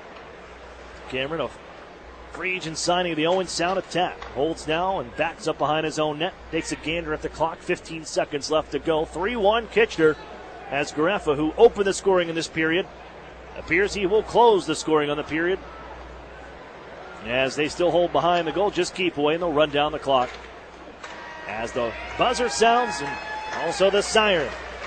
Well, Erie kept things close there, but getting caught inside the offensive zone. Joseph Gareffa, the speedster, jumps in to create a one-on-one, turns it into a two-on-one, then finishes off the play. 3-1 Kitchener through 20 minutes. Now, it seems like that's kind of it. Like with this group, it's maybe one little mistake. We played a great game, but that one little mistake just... That's kind of what hockey is, right? Right. It really is a game of mistakes. You know, some nights, you get lucky, your goalie bails you out, but a lot of the times when you make mistakes like that, it's going to end up in the back of your net. So we really got to make sure we start to manage pucks better and play a little better for our goalie. Cole Ceci sees 14 shots. Erie throwing 9. Luke Richardson, but it's the Kitchener Rangers with a 3-1 lead through 20 minutes. We'll take a break and we'll chat with BJ Adams coming up after this, Erie Otters associate coach. More on the way. You're listening to the Erie Otters Radio Network on CBS Sports Radio 96.3 and 1260. As a CEO, I want the best from our employees. In return, they want the best from their company, especially when it comes to their health benefits. That's why we choose UPMC Health Plan. It gives our employees in-network access to the best doctors and hospitals, including the world-class care of UPMC. And the best part? It's affordable for all of us. For the quality, affordable coverage your company deserves, here's the plan, UPMC Health Plan. With the new Express Sports football and car racing from the Pennsylvania Lottery, you can play your favorite sports at participating retailers, bars, and restaurants. Make your picks on your play slip, like touchdown pass on the third play, or the first 3 cars to cross the finish line, and watch the fast-paced lifelike action on the big screen. With drawings for cash prizes every 5 minutes, there's never a dull moment. Come on, come on. Yes! Express Sports from the Pennsylvania Lottery. Compete from your seat. Players must be 18 or older. Benefits older Pennsylvanians every day. Hi, this is Ed Rendell. I've got to admit that I was sort of a dinosaur when it came to using social media. But my son found Epic Web Studios, and we began working with them. And they've done an incredible job with us. They've significantly increased our followers on Twitter and Facebook.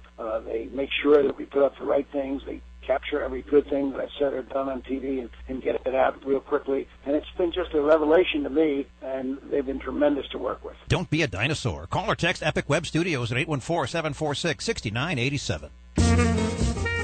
The Sheraton and Courtyard Erie Bayfront Hotels are proud sponsors of the Erie Otters. Join them for their pregame and postgame celebration at the award-winning Bayfront Grill or the brand-new Shoreline Grill, located just minutes away from all the action. Let them help you fuel up for the high-energy game with their extensive menus and craft brew selections. You ought to be dining with the best. The Sheraton Erie Bayfront Grill and Courtyard by Marriott. Few things hurt as much as a family or relationship that begins to unravel, and the longer it goes, the worse it feels. No matter how bad it seems, it doesn't have to be that way. There is hope. If you or a loved one needs help, Call Family Services of NWPA today. Counseling is available for families, individuals, and couples. Take the first step at fsnwpa.org. Family Services of NWPA is a proud sponsor of the Erie Otters. The new home of the Erie Otters, WRIE Erie, CBS Sports Radio 96.3 and 1260. Welcome back inside the UPMC Intermission Report. Aaron Cooney here, joined at this time by Erie Otters Associate Coach B.J. Adams. And B.J., I know it's been a while since we talked to you. First, congratulations to you and the addition to your family. Have you been getting sleep? How have things changed much for you in the household, and also trying to balance 25 other kids that are in the locker room? Well, thank you very much, Aaron. Sporadically, I've been getting some sleep here, but things have changed for the better. So mom and baby are doing great, and I'm doing a lot more housework around the house, that's for sure. Well, and you clean up messes anyways around the locker room, so I'm sure there can't be too much that's different there. Anyways, let's look at hockey now as the Otters right in the mix of things, right in the thick of the playoff chase, and just a few points out. And even though as this team is battling for its points, the schedule and some of the help around the OHL has helped the Otters as well. Is it different in this locker room with meaningful hockey games once again being part of this team and being part of this chase in the locker room? No, absolutely. I think it's different in a lot of ways. It's different in terms of the intensity from the guys. It's different from the perspective of they're getting meaningful games right now, and these are playoff games for us. Hopefully we want to make the playoffs, but if we don't, these are playoff games as well for us. So they're gaining that experience as well. What does this do, even if you don't get into the postseason, but having this kind of urgency and also learning that playing a game on a consistent basis is what this team needs moving forward, and where this team is expected to be in the next couple of years. Learning that now, how important is that for this group? Yeah, I think it's the next step for us was the process of playing meaningful games late in the year. Obviously, hopefully continue in a few more weeks here. But it's important for those guys to get a feel of what it takes day in and day out, and the importance of every game now, meaning really something. There's something on the line for sure with it. You've had an interesting couple of, well, at least just the last couple of games trying to manage defense. First, you didn't have enough, and then now you got too many. Now you got an extra guy with the team without Max Golod for the foreseeable future. But how do you balance that when you go from, you have 5 defensemen, and then down to 4 at the time because you lost Jake Golden for a bit on Sunday. Now you have 7 that you're trying to play with here with 7 games. Must help a bit, at least when you got 3-3 kind of weekend coming up. Yeah, having the extra body definitely helps for these upcoming games with the schedule that we have, for sure, to buy some guys some rests and when I can get it to them.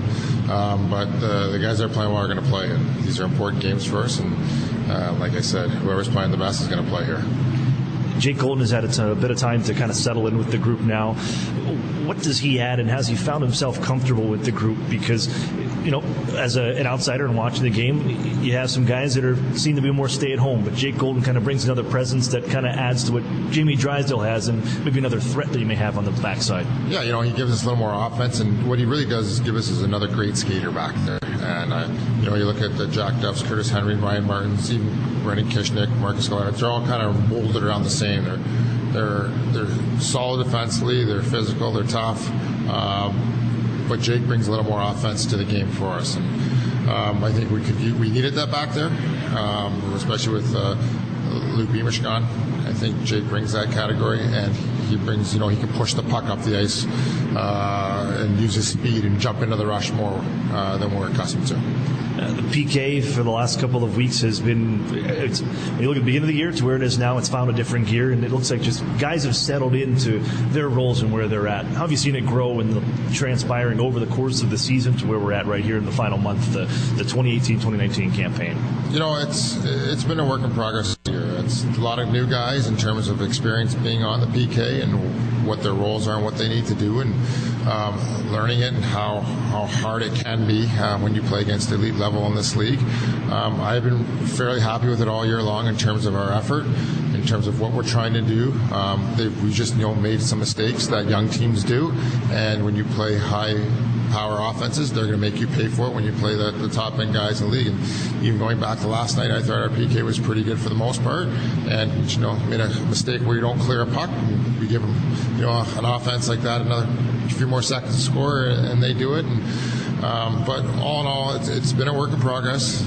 Maybe I'd like it to come a little quicker than I wanted it to, but with all the new guys that we have and the inexperience on it, it's coming around. 6 games left against just 3 opponents. Rangers twice, Steelheads twice, and then the Guelph Storm. Home and home series to round things out. Again, there's firepower on these offenses. They're teams that have done well on the power play side of things as well. How do the Otters and how do you manage this group defensively, prepare them for what's coming up next in this challenge that's on the way? Well, the good thing is these guys know what's coming up. We played these teams, except for Mississauga, fairly recently, so they know what to expect coming in from Kitchener and Guelph at least. Mississauga will be a little bit of a different challenge. They just get a little bit of a different setup. But our guys know what to expect. They know what we need to do. They know what's on the line, and I think they'll be ready. BJ, thanks for this. Good luck here against the Rangers. My pleasure, Aaron. It's BJ Adams, associate coach for the Erie Otters. More coming up on the UPMC Intermission Report. You're listening to the Erie Otters Radio Network on CBS Sports Radio 96.3 and 1260. With the new Express Sports football and car racing from the Pennsylvania Lottery, you can play your favorite sports at participating retailers, bars, and restaurants. Make your picks on your placelet, like touchdown pass on the third play, or the first 3 cars to cross the finish line, and watch the fast-paced, lifelike action on the big screen. With drawings for cash prizes every 5 minutes, there's never a dull moment. Come on. Yes! Express Sports from the Pennsylvania Lottery. Compete from your seat. Players must be 18 or older. Benefits older Pennsylvanians every day. Together, Highmark Blue Cross Blue Shield and AHN St. Vincent Hospital make it easier to get quality care by investing in new facilities close to home, like an enhanced emergency department, renovated operating suites, an all-new cancer center, and the Eastside Health and Wellness Pavilion opening in 2019. Highmark and AHN St. Vincent. Together for health. Together for you. Visit togetherforerie.com to learn more. Meet you at Molly's before the game, after the game, or for the game. The Modern Irish Pub is the Otters away game headquarters with live stream broadcast. Molly Brannigan's hospitality is rivaled only by her cooking. Our new menu features the finest homemade Irish fare, along with a wee bit of the unexpected. Happy hour is the perfect pregame. Score with buy one, get one appetizers and discounted drinks. And don't forget to try our Otters signature sandwich, the ultimate fan food. Molly Brannigan's, just north of Perry Square on State.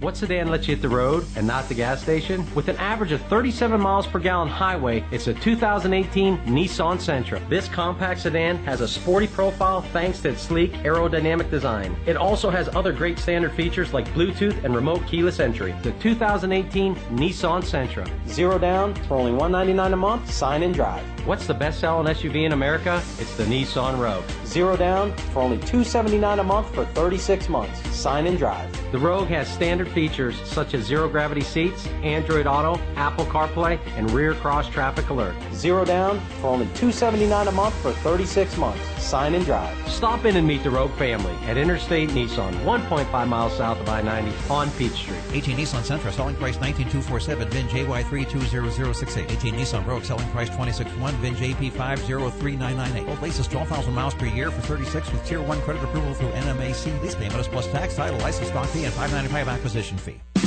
The new home of the Erie Otters, WRIE Erie, CBS Sports Radio 96.3 and 1260. Welcome back inside the Kitchener Memorial Auditorium, where the Erie Otters trailed the Kitchener Rangers 3-1 after the first 20 minutes of play. It would have been nice to keep that at 2-1. The Otters were able to climb within one in this hockey game after giving up the first 2 goals in the first 5 minutes of play. But a late one from Joseph Gareffa makes it 3-1. I'm Aaron Cooney. With me is Alex Gritz on the broadcast. Let's recap this one for you. And as we mentioned, it was the Rangers early and quickly. Gareffa, .251, as the Otters, they held the big guns, pretty much scoreless the last time out in this building, holding Gareffa, Damiani, Hug, and Yancey to no points, and Greg Morellis only picking up an assist during that game back on February 12th, but they would have their stamp on this hockey game early on. And Gareffa there from Reed Vlad and Alexei Lipinov. Then at 4:36, there's Yancey on the board from Morellis and Vukovic, and it's 2-0. Kitchener Rangers. Erie, though, would answer back. A nice play streaking down the right wing side was Daniel Singer, and he finds Hayden Fowler, who can stay onside, also take the pass as he busts into the zone. Pretty much in on a breakaway as he gets around the D and finishes it off on the backhand. 2-1 hockey game, but late the Erie Otters got caught jumping into the play. Both defensemen, Curtis Henry and Jamie Drysdale, into the zone leading the rush, and they kind of just left their forwards out to dry as Erie coughs the puck up. Didn't get anything offensively out of that opportunity, and back the other way goes Reed Vlad on a one-on-one play against the Otters forward Brendan Hoffman, who is back covering, and then the speedster Joseph Garefa wheels in to make it a 2-on-1 as they get around Brendan Hoffman, and the tap-in goal for Garefa to make it 3-1 with just a minute and 32 seconds left as the Otters trail by 2 here into the intermission. We got to real quickly take a look around the Ontario Hockey League. And our out-of-town scoreboard, as always, brought to you by the Sheridan and Courtyard Erie Bayfront Hotels, proud sponsors of the Erie Otters. You ought to be staying with the best. The Ottawa 67s lead the Kingston Frontenacs 4-0. Hamilton Bulldogs, Mississauga Steelheads. It's the Bulldogs 5-0. Erie will see the Mississauga Steelheads tomorrow at the Erie Insurance Arena. Niagara Ice Dogs lead the Sudbury Wolves 1-0. That's a big one for the Central Division. Saginaw leads Guelph 1-0. Flint Firebirds with a 1-0 lead over the London Knights after one period of play. And the North Bay Battalion also with a 1-0 lead. They lead the Oshawa Generals after one period of play. We'll step away for a break. Second period is next. You're listening to the Erie Otters Radio Network on CBS Sports Radio 96.3 and 1260. Jerry just gradually got worse and worse. Our doctor said the only thing that could save you is a live donor. Karen's husband Jerry had end-stage liver disease and needed a transplant. Our oldest daughter said, "Dad, I'm a match, let's do this." UPMC is the only hospital in the region that does living donor liver transplants. UPMC saved all of our lives. My girls still have their dad. I still have my sweetheart. I didn't choose to have my liver fail. I did choose UPMC. Northern Pennsylvania Regional College. Where are we? The answer is right here, in your hometown, in your neighborhood, in your community. We are here offering 2-year degrees in workforce development where is needed the most. With evening classes, our students can balance life and work without having to leave their community. Visit regionalcollegepa.org for our degree options and application process. Northern Pennsylvania Regional College. This could change everything. Love where you live? Find yourself here with NPRC and enroll for spring 2019. Hi, this is Ed Rendell. I've got to admit that I was sort of a dinosaur when it came to using social media. But my son found Epic Web Studios, and we began working with them. And they've done an incredible job with us. They've significantly increased our followers on Twitter and Facebook. They make sure that we put up the right things. They capture every good thing that I've said or done on TV and get it out real quickly. And it's been just a revelation to me, and they've been tremendous to work with. Don't be a dinosaur. Call or text Epic Web Studios at 814-746-6987. Welcome to Tim Hortons. I'll take a coffee and... How about a bagel breakfast sandwich? They're just 2 for $4. Ah, I like that. Freshly prepared with savory sausage, fluffy egg, and melted cheese on a freshly baked bagel. Just 2 for $4. I like that. I just fist bumped your speaker. Oh, I just fist bumped you back. Get 2 sausage, egg, and cheese breakfast sandwiches on a plain bagel or English muffin for just $4. Or mix and match for $4. Great quality at a great value. It's all good at Tim Hortons. No substitutions or additions, limited time only at participating restaurants. An Erie landmark since 1953, Nunzi's Place serves generous portions of great food at reasonable prices. Family owned for almost 60 years, Nunzi's prepares the finest Italian cuisine in Erie. Come see why the Erie Times News said Nunzi's is known for food that tastes good. Nunzi's Place, located at 2330 East 38th Street near the Bayfront Connector. To call for reservations or place an order for takeout, call 825-2940. Nunzi's, known for Italian food that tastes good since 1953. The new home of the Erie Otters, WRIE Erie, CBS Sports Radio 96.3 and 1260. Welcome back to Kitchener, Ontario. I'm Aaron Cooney. With me, Alex Gritz on the broadcast. The Erie Otters trail the Kitchener Rangers 3-1. Here for the first 20 minutes of play, we get to action in just seconds in. This puck deflects inside the Kitchener bench. And we'll drop the puck right in front of that bench. As the Otters in their road whites, moving left to right on your computer screens, radio dials here for the second period. Kitchener Rangers right to left in the usual blue shirts, red pants, with the white trim to go along with it. And now we're going to back up and drop the puck in front of the Otters bench instead. Expect a pushback here from Erie. We've been really successful in second, third period coming from behind this year. Erie went trailing after one period. 6-22, 2-1. Even more comebacks when you get to the trailing after two periods as the Rangers lipping off. Just ends up on his wallet. Lost the puck, and here comes Jack Duff running this puck the other way. He'll run the gauntlet, chip it down deep. Hand off to McDougal to the far side corner. Twists along, wanted to pivot back behind the net. He was cut off by Gentles, and here's Reid Valad. 2 assists. He's put the helpers on for Joseph Garefa, and that's kind of been the change for the Kitchener Rangers here as they spread out their line, spread out the offense a bit. From what we're used to seeing is they look out, they cough it up right at their own circles, but following up is Zabrango to knock this back the other way to Erie Ice a minute in. 3-1 hockey game as the Otters were trailing 2-0 within the first 5 minutes. Hayden Fowler picks up his 6th of the season. 2 straight goals, or rather games with goals for Hayden Fowler since returning from injury. As the Rangers come back behind the Otters goal and put one off his skate. There it's found on the right side by Cole Cameron. He'll wheel in back behind the net. Cameron, the defenseman, in on the plate. Tied up by Peter Chaika, put towards the boards on the near side, and the Otters take the handle. Give it out ahead for Emmett Sproul. For Drysdale, and he looks from the right side. Up off the stick of Fowler into the zone. And tucked in the near side corner, where it's grabbed by Michael Vukojevic. He's tied up, and look out, a steal. Here's Chaika, walks in, wrist shot, partially blocked by Cameron. Sproul finds that rebound off the end boards and gives the Fowler near corner. Fowler trying to dance through a man, goes off the skate of Vukojevic. Held in by Chaika, though. He gives left. Sproul trying to give a cross to the right circle for Fowler. It's off the stick. Down by Chaika. Poke checked off his stick. And Ricard Hugg moves it out to center ice and just clears. Oh, look out. It comes the Rangers bounce. As wiping out and hard to the end boards goes Stepien. And the whistle sounds. Oh, Stepien was reaching to hold that puck. And look, he just blew a tire as it took a Rangers bounce and allowed Stepien to pick this puck up as he squeezed between the two Erie defensemen. But he went hard into the end wall, and he's able to get up on his own power, which is good to see. But this puck, I believe it'll come out of the zone for the faceoff in neutral ice. As we're watching this game here, Cooney, I think it's really important for Erie just to maybe simplify things a little bit, as they cross the blue line. Don't try to make so many passes or try to be a defenseman by yourself. Maybe just get pucks to the net, get pucks behind their D and get on them. Yeah, we're waiting on that Peter Chaika goal. Yeah. 7 of them against the Kitchener Rangers. And also a shootout winner in this building to go along with that. Erie controls after the faceoff as Stepien makes his way off the ice on his own power.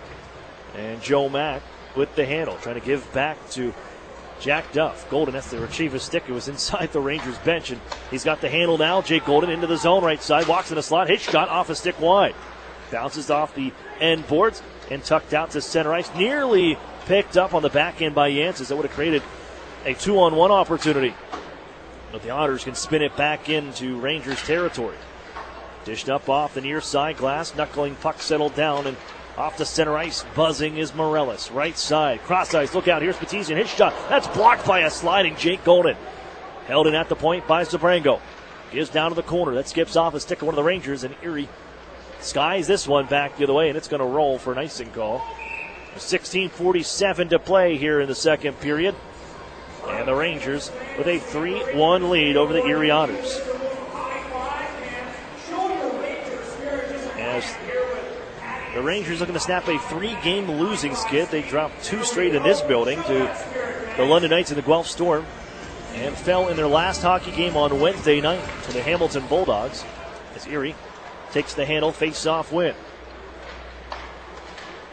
Erie lost 15 of the first 20 face-offs, all in that first period. They'll get the clear and out ahead down the right wing side as Brendan Sellen tucks it back in. Now D'Amato.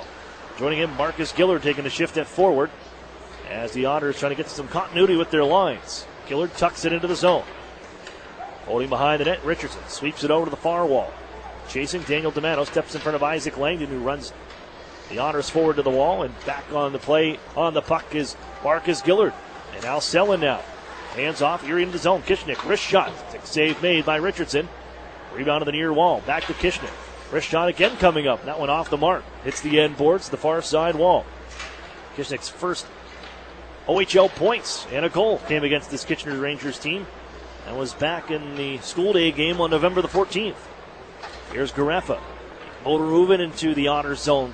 Just on. Now Lipinoff. Floated towards the front of the net. Here trickled out of midair. Knocked by Garefa just wide. Looking for the HT. He's got the handle again now from the right circle, the Otters end. Wheels across the zone. Gives left. Wait. Sharp angle try from McPherson. And the Otters get it out from Cece. And Yetman carries it the other way. Bounces around him, man. Yetman picks it up on the other side of the defender. Trying to cut to the front of the net. Here, stick lifted as Garefa takes it away. He just shrugs it out to center ice. He plays defense, too. He was the slash man. He can play forward, play defense. He does it all for the Kitchener Rangers and has appeared in 200-plus hockey consecutive OHL games. He gets the puck back into the Erie zone. Henry guides a pass to the far corner. Now McDougall waits. He'll hand off out ahead to Hoffman through neutral ice. Trying to bust down the right wing side. Tied up by McPherson, the former Ice Dog. And now Yetman out in front off the tape of McDougall. He'll find it, though. Some room to skate from the half wall. Walks to the circle. Wrist shot. Hit his own man in front, Yetman. And onto the handle is Stepien. Doesn't miss a shift. He's all right. He'll wheel back behind the goal. And bring it out left wing side. Erie trying to get a stick on him as he busts around McDougall. Plays it into the Erie zone and picks it up behind the net. Drops it off to Riley Damiani. And Damiani, Dallas Stars pick in the 5th round this past draft. They put it right back behind that is Curtis Henry. He'll plant Stepien along the boards. Here he guides it up the near side wall, but not out. Vukovic holds in. Stepien back to work. Spins on Drysdale. Drysdale stays with him and shoves him over the far side corner, then knifes the puck away. Can Erie clear? They cannot. Stepien puts back deep as Henry puts Damiani into the wall. After the puck, Ricard Hug, the captain, gives up the circles, and it's right back into the corner on a poke check. Damiani to it. Along the near corner, out to the right side circle. Nice pass, saved by Cece, and he'll hold on. Erie needed that stop. After the shot from Ricard Hug with the Otters tied up in their own end with a tired unit. We're going to change now. That plays back into making hard plays, especially in your defensive zone. That's the last place you want to turn the puck over. So, whether it's off the glass or just, making a hard tape-to-tape pass, I think we need to do a better job of that. Face off to the left of Cece. 3-1 game.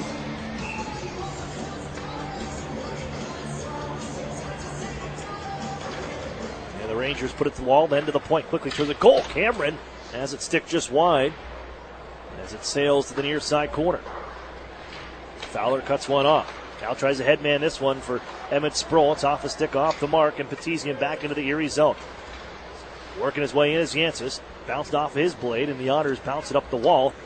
And they'll find Hayden Fowler left wing side with Chaika joining him. Sproul, the late man. Put it in front for Chaika. Oh, what a stop by Richardson. Great pass, great deflection, better save. Erie has it left side. Now Fowler in the slot gets a shot away. Blocked as Cameron sends it wide. And the Otters trying to hold in, but Duff has it poked away from him, and Morales takes it the other way. Grabbed once more by Erie on a steal. And they go for a skate in their own end, and Jake Golden wants to wind things up. But what a save from Luke Richardson on Peter Chaika. Cross zone feed to the front of the net, and Richardson makes the stop. Erie will be guilty of an icing call here. I'd love to get another look at it. But man, Peter Chaika, who burns this team, and Luke Richardson, and you mentioned this before, while we were off the air pregame, but Grits, you said when this guy's dialed in, he is quite the goaltender. 6'3", 173 pounds from Barrie, Ontario. And a 4th round pick of these Kitchener Rangers in 2015. Rangers win the draw and put it deep back behind the net. Reed Valad going to work. Takes it up the far side wall. He's tied up by Emmett Sproul. Jake Golden to help out. And it squirts the center ice. The Rangers reset. Here he couldn't change there. And they'll be forced to play defense once more until the whistle sounds for an offside play. Flipping off ahead, and Erie can get fresh bodies on. 3-1 hockey game. The Rangers lead the Erie Otters with 12:36 to play here in the second period. Look for this group to get some consecutive shifts, strung together in the offensive zone where they really work the puck around and possess it. I think if they can do that, they could get another one on the board and get back in this game.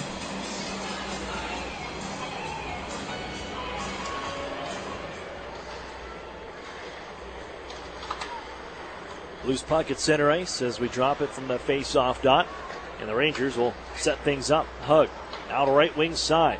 They stay onside. Damiani able to keep it alive as Ryan Stepien puts it in down deep for Ricard Hug.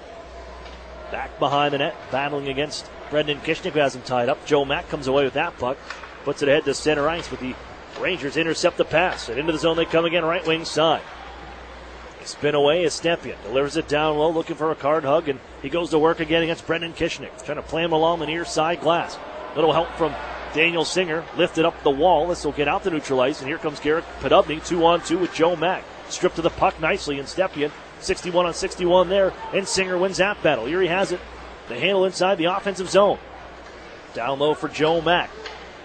Just evades him a little too far ahead on that pass, but Erie's Garrett Podubny can hold in. Goes off a leg. Oh, look at this. That bounce goes to a 2-on-1. Damiani, left wing side, walks in, rips it off the post. And the Otters can catch a break there after that one pinballed after the hold-in by Erie and resulted in a 2-on-1 play. Out to center ice now. Erie trying to finish a change. Rangers doing the same, getting parts of a change on. As Zabrango will put it off a skate. Settled now by the Otters' Ryan Martin. And it's ahead for Marcus Gillard into the zone, but Erie's offside on that play. One little move by Marcus Gillard sent them off with 11:09 to go. Here in the second, 3-1 Rangers lead. As you mentioned, Cooney, that puck did take a really bad bounce, and the Otters dodged a bullet there. Well, they call it home ice advantage for a reason.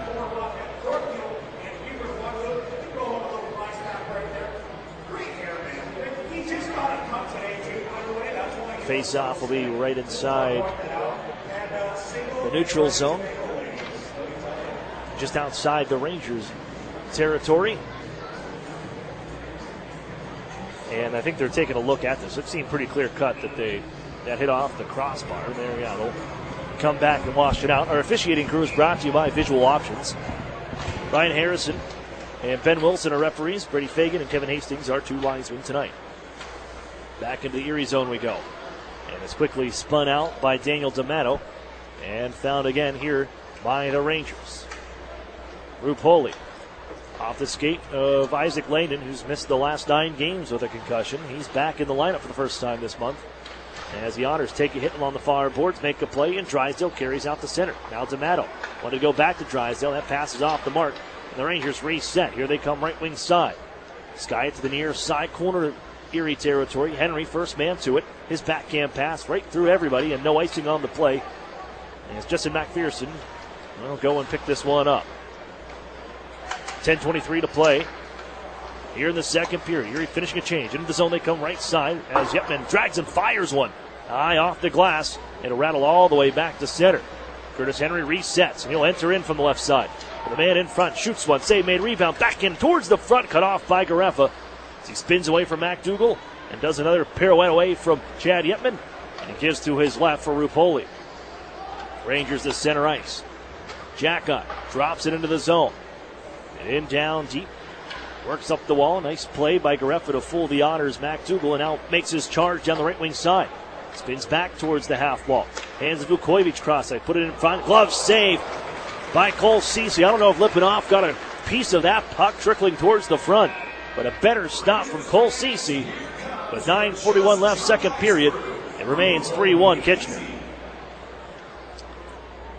Last shift there, we saw 2 passes that didn't connect, and we had possession and gave it up. And I think that's a sign that we need to simplify our game and make better passes, make simpler plays. Look for the guy that you can make the safe play to.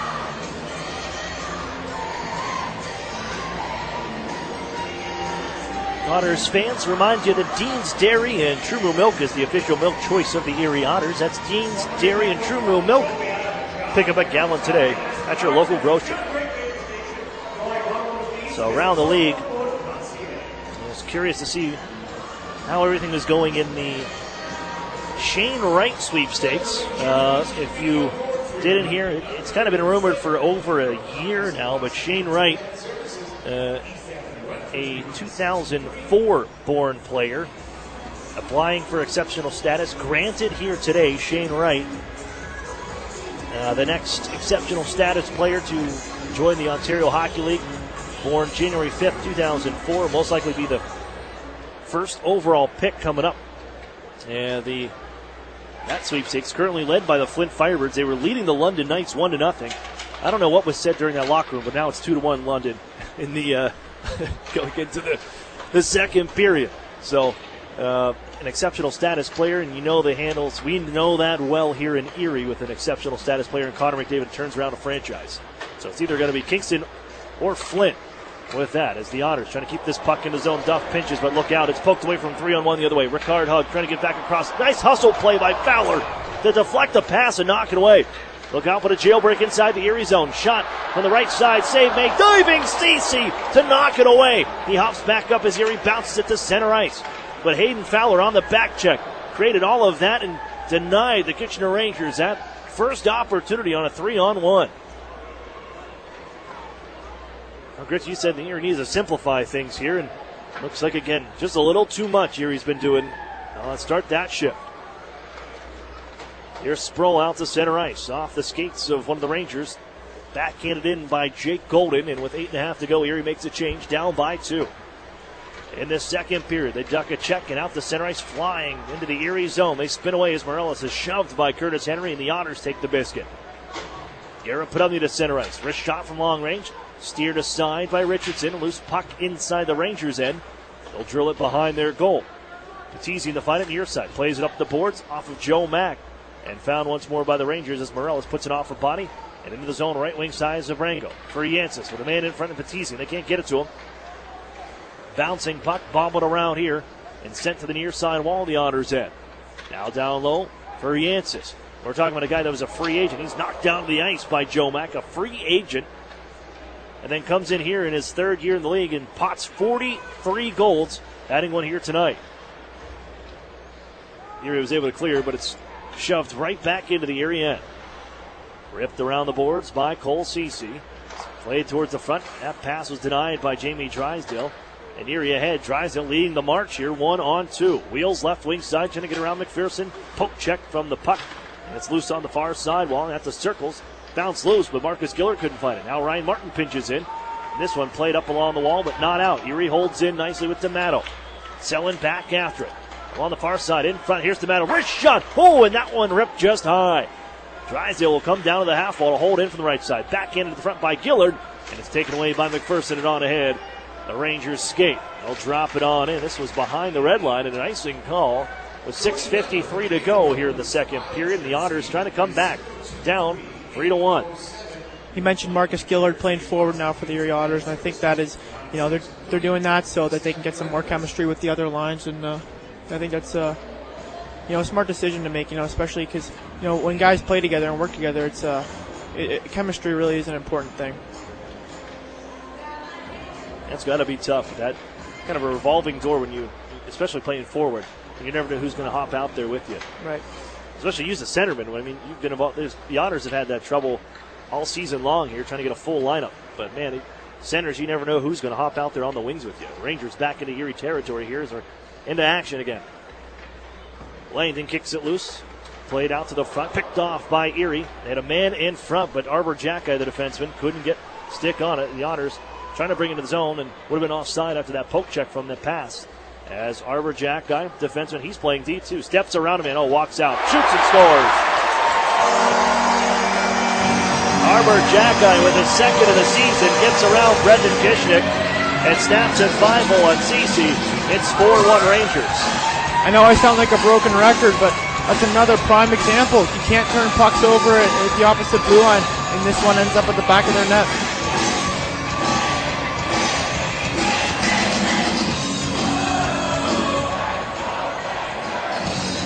Arbor Jacki, we mentioned Marcus Gillard playing forward. The Rangers in a similar situation. They got to move a defenseman up.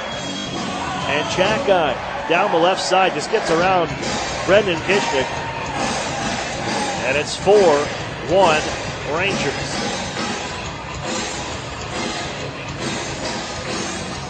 And you're right, Erie just doesn't seem they're as careful with the puck. A little careless at times. They're only 4 shots on goal here in this second period. They're being outshot 9-4. And one of those 4 shots was a glorious opportunity. You wonder how this game would look had Peter Chaika been able to net that one send it through goaltender Luke Richardson. Here's Jake Golden out to center ice. Left wing side into the zone. Trying to tuck it out to the front. That pass is blocked. Check. Peter Cheika now back to it. Trying to slip it out in front. Otters, look out. They intercept the pass. Here's Sproul. We're going to tuck it towards the circle with Fowler there. Can't get it to him. And it's taken away by the Rangers. And Cole Cameron set things up the other way. Loose puck in Erie territory. Head man for Sproul. Behind the D. Shoots. Saved by Richardson on the blocker. And Erie gets it back. Here come the reinforcements. Sproul trying to set it up for Jack Dove. He'll knife it down to the far side corner. Drop it off for Fowler. Out ahead. Sproul off his skate. Looking for the puck. Here's Cheika. Saved by Richardson. Sliding to his left. And he stops Cheika once again. All right, fans, we're here with... It seems like he's got a vendetta to not allow Peter Cheika on the board here tonight. And did Erie take a penalty during that scrum afterwards? Looks like we're going to be down a man. Slashing appears to be the call, and Peter Cheika is going to take the penalty with 5:16 to go. I didn't see it afterwards, but it must have been in that scrum. The whistle had already sounded. The Otters down a man for the second time tonight. These are two of the least penalized teams in the league. You look at the time shorthanded. The Rangers are the least. Just 193 times have been shorthanded. The Otters were the second least at 195. But it's Erie, the only team sporting the penalty kill unit tonight. Second time Rangers have not taken a penalty tonight. Here's Brendan Sellen on a pickoff, and he'll softly send this one down the left wing side. 5:05 to play here in the second period. It's 4-1 Rangers, and Erie needs this kill. Planet Fitness penalty kill onto the ice. As Gareffa snakes his way through center and drop passes this one. Ricard Hug now into the zone, bounces it to the circle. Wheeled in here, played across for Damiani. They couldn't get the shot away as he reels it on the backhand. But they set up shop. Morellis, cross side. Oh, look out. Squirts loose, thrown to goal. They score. Ricard Hug, he finds the garbage, and it's 5-1 Rangers. That's a tough bounce for Erie there. The Erie defenseman does a great job of getting in the passing lane, deflects off of his, I believe it was his shin, and ends up in the back of the net. That's a tough bounce there.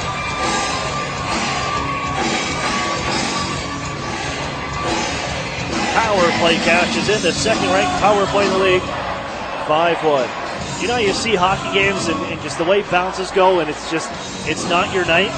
It's just kind of the feel you get for watching the first 35 minutes of this hockey game. Definitely. I agree with you 100%. I mean, that one, Joe Mack, you were right. There's Joe Mack right where he needs to be. You don't allow that cross-ice feed. You got two guys that can shoot the puck. Didn't want to give it to Damiani. You block the pass, and it rolls to a wide-open Ricard Hug on the goal line.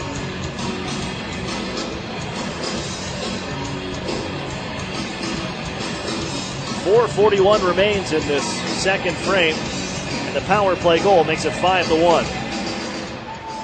Coming up during the UPMC intermission report, we're going to chat with Wes Wolf on the way. We're still 4.5 away from that. Here comes Gareffa. He's got two already tonight. Oh, look out. Another 2-on-1 on in front. Lipinoff shanks that one wide. Fortunately for Erie, that one was about 10 feet off the mark. But they get it right back. Lipinoff ahead for Gareffa, trying to bounce around Ryan Martin. Even from this Rangers team in this field here tonight, Jay McKee has had his group ready to go from the start. Here's Daniel Singer in right wing side. His shot buries it. Singer gets one right back from the right side, and Daniel Singer has his 100th OHL point. It's 5-2.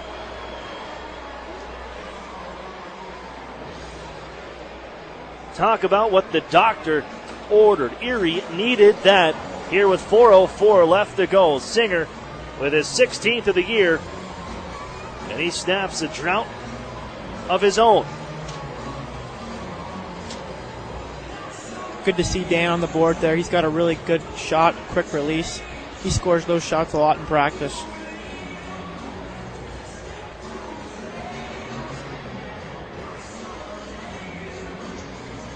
As he beats goaltender Richardson on the blocker side.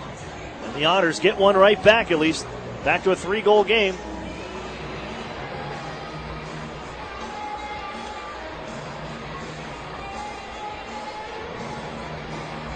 You gone 7 games without a goal. And really, he's been stuck on .99 for a while. Give him his 100th career OHL point on that goal. And the Erie Otters back down by 3. If you can get one more here before the period ends and just kind of draw yourselves to where you're at. But look out, Rangers with it. They put a shot towards the net from the right circle, and getting the stick on it is Cece. And rambling down the right wing side into the offensive zone is Brennan Hoffman.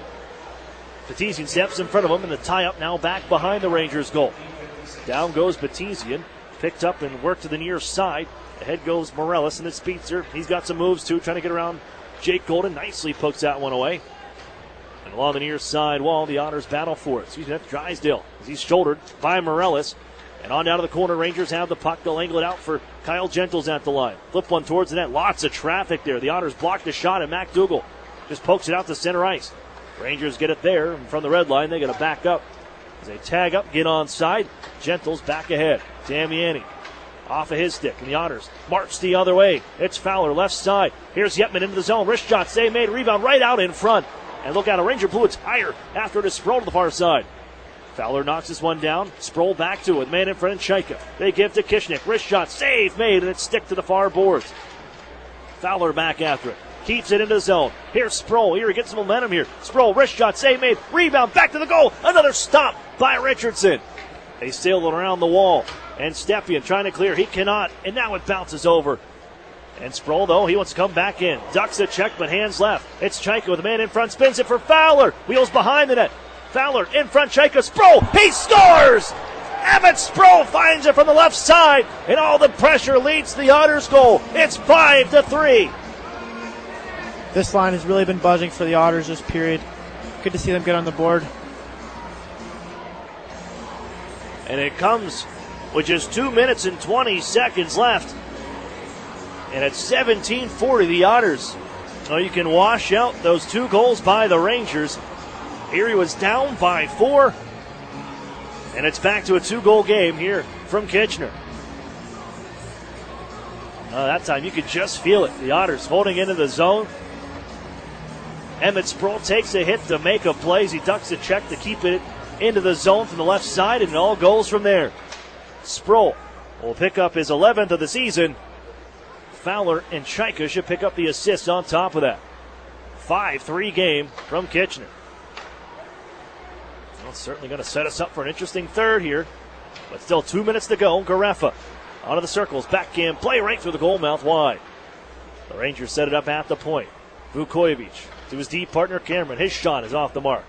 Joe Mack, picks it up on the near side, angles it up the wall. Garrett Podubny carries the center. Now Singer into the zone. Holding the line was Podubny. Sending one towards the net was Singer just wide. Erie rattles it back down behind the net as Podubny chases down to the near side corner. Still loose is Cameron. He's shoved by Joe Mack. Podubny takes a look, gets the puck. But the whistle sounds. And hand pass, are they calling? Yes. This will come out towards neutral ice. Did they say Joe Mack on the assist? That should not be right. I believe it was Peter Chaika. Yeah.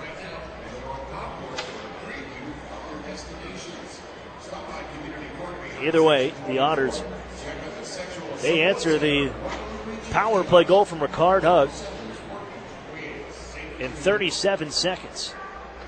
And then get one a little under 2 minutes later to make this a 5-3 game. Back into the Erie zone, however. McPherson, left side, thrown to the front by Jacki. Knife battling around here and pouncing on top of it is Cole Cece. With 1:14 to go in the second period, 5-3 hockey game. Since that point, when we took that timeout, the Otters had just 4 shots on goal in this period. They've had 7 since. There's MacDougall, Erie to the handle. He'll tuck it into the zone. Foot race to the far side corner. Selin chasing. Puts a shove on a man and frees things up against Donovan Zabrango. And Selin against 2 Rangers. Battling away to try to keep possession here. The Otters get it out of that pileup. Put it out in front for MacDougall. And now look out. They hammer away. Here's a fighter to the far side. Selin, Zabrango. Zabrango hammering with right. Selin throws one as well. Got him tied up into the corner now. They go back and forth, right. And now they get in close. Sella gets the left arm free, throws one as they fall down to the ice. But a spirited bout with 52 seconds left from that far side corner. They'll be ushered towards their locker rooms. And that's their second fight. They had fought earlier this year, the two of them. A little bad blood. Some great work over in the corner by Brendan Sellen. And he was just elevated to this line with Chad Yetman and Matthew McDougall. Goes and retrieves the puck. And Jack Duff comes over and says, where's the instigator for Mr. Zabrango just jumping into it?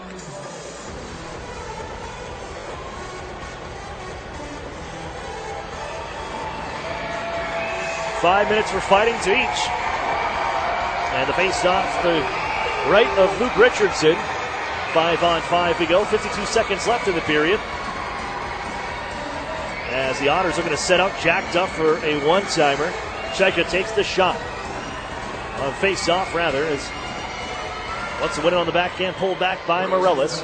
Cameron puts it up the boards, but not out. Kept by Aiden Fowler, but it's jammed around the near wall. Golfed ahead on a whack, but the Otters hold in. Nice play by Jack Duff to pinch, but 40 seconds left. It spun back to Erie ice. That'll result in an icing call with 36.3 left in a 5-3 hockey game. And a face-off this time comes to the left of Luke Richardson. That was a 2-goal game coming into the frame. The Rangers would go up 5-1 before Erie bounces back. 2 goals of their own in 2 minutes and 16 seconds. Rattled off the glass by the Rangers out to center ice after another face-off win. Chaika finds it there.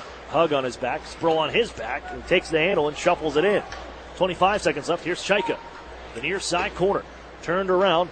And it's fired out to center around Drysdale. And no icing on this play. Back is Jack Duff. Drives it around the boards all the way down ice. This will be an icing call to Erie now. But out to play the puck is Luke Richardson. So no icing. Vukojevic to Hug left side. Out to center ice. Drysdale able to get back, but they pass along for Morellis. Drags and fires it just wide. Time winding down the period, and they won't get that shot away as the sound of the horn ends this frame. Rangers with a pair. Erie answers with a pair. 5-3 through 40 minutes of play. We'll be back with the UPMC Intermission Report after this. You're listening to the Erie Otters Radio Network on CBS Sports Radio 96.3 and 1260. Whether you're an empty nester or a new retiree, when it comes to protecting your health, you want a sure thing you can count on, and that's Highmark Blue Cross Blue Shield. Nationally recognized by J.D. Power for outstanding member satisfaction with Medicare Advantage plans. When you need great customer service, count on Blue. Whoever you are and wherever you're headed, when you need us most, count on Blue. Highmark Blue Cross Blue Shield. This award is neither endorsed nor given by Medicare. For award information, visit jdpower.com/awards. When you have a great name you can trust, you know where you can get a great used car with guaranteed credit approval. Erie Auto Credit, the home of guaranteed credit approval 100% of the time. Stop in today or go to erieautocredit.com. The Sheraton and Courtyard Erie Bayfront Hotels are proud sponsors of the Erie Otters. Join them for their pregame and postgame celebration at the award-winning Bayfront Grill or the brand-new Shoreline Grill, located just minutes away from all the action. Let them help you fuel up for the high-energy game with their extensive menus and craft brew selections. You oughter be dining with the best. The Sheraton Erie Bayfront Grill and Courtyard by Marriott.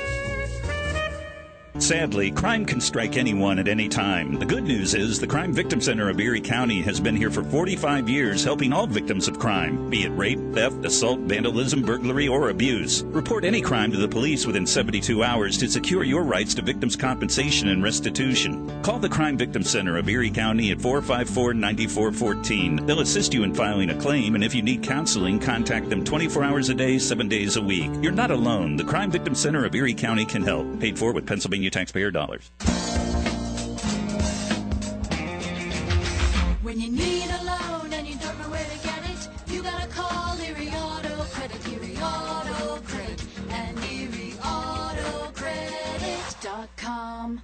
With the new Express Sports football and car racing from the Pennsylvania Lottery, you can play your favorite sports at participating retailers, bars, and restaurants. Make your picks on your play slip, like touchdown pass on the third play, or the first 3 cars to cross the finish line, and watch the fast-paced lifelike action on the big screen. With drawings for cash prizes every 5 minutes, there's never a dull moment. Come on, come on. Yes! Express Sports from the Pennsylvania Lottery. Compete from your seat. Players must be 18 or older. Benefits older Pennsylvanians every day. The new home of the Erie Otters. WRIE Erie. CBS Sports Radio 96.3 and 1260.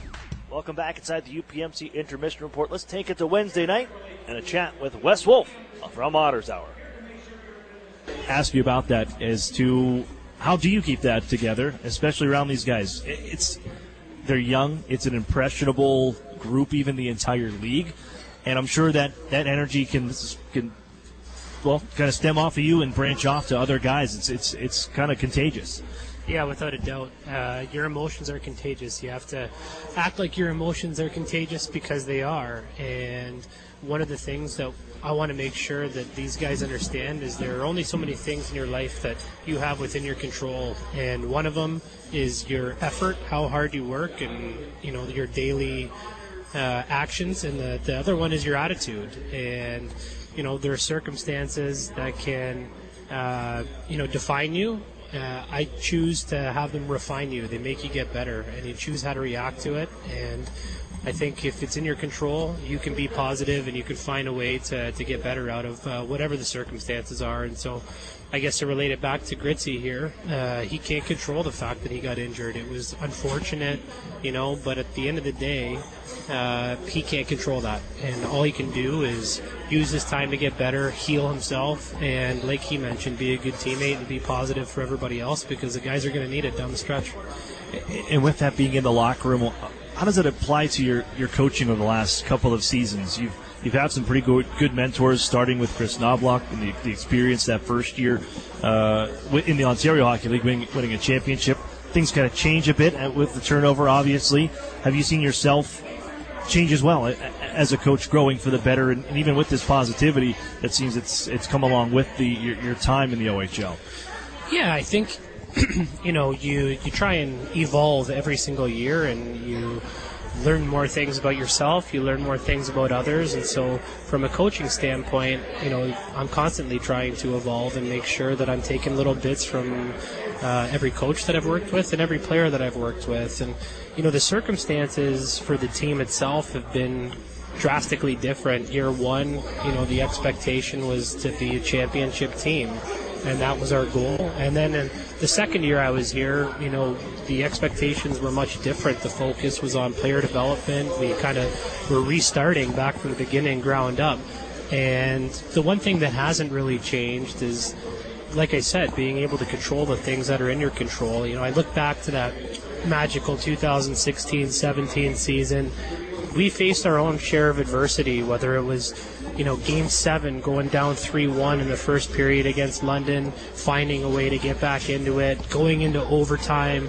That game in and of itself is a really good example of where you have to be able to control your emotions and remain positive in the face of whatever adversity you face or whatever your circumstances are. And so, while things have changed, there are a lot of things that stay the same. For us, we're starting ground up the next year, new team, but doesn't mean that your attitude should change. Gritzy, you're another guy that's pretty positive as well when I see you around the locker room. It's every time I see you, it's, hey, Cooney, how you doing? Whether it may be even with the injury, it stinks to see you in the sling and everything, but even going through your rituals before pregame and stuff like that, there's always a positivity of looking to get that next one and get that win for the team. How has that become part of your personality and even part of your game to think like that? And here you are again, you want to be around this group and want to make sure that this team's winning and getting in the postseason.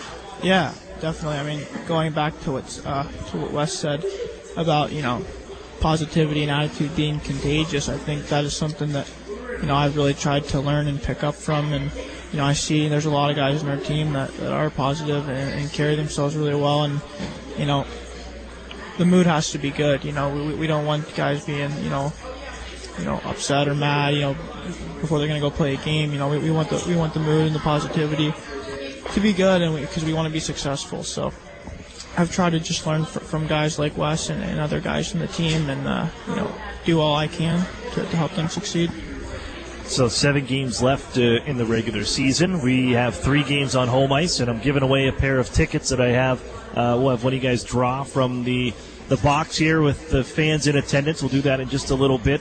But to get back to kind of origin stories, we talked a little bit with Marcus Gillard and Daniel Singer about their kind of getting in the OHL, their draft story. Gritz, we talked to you about that on this show before, but Wes, you come from a stats background.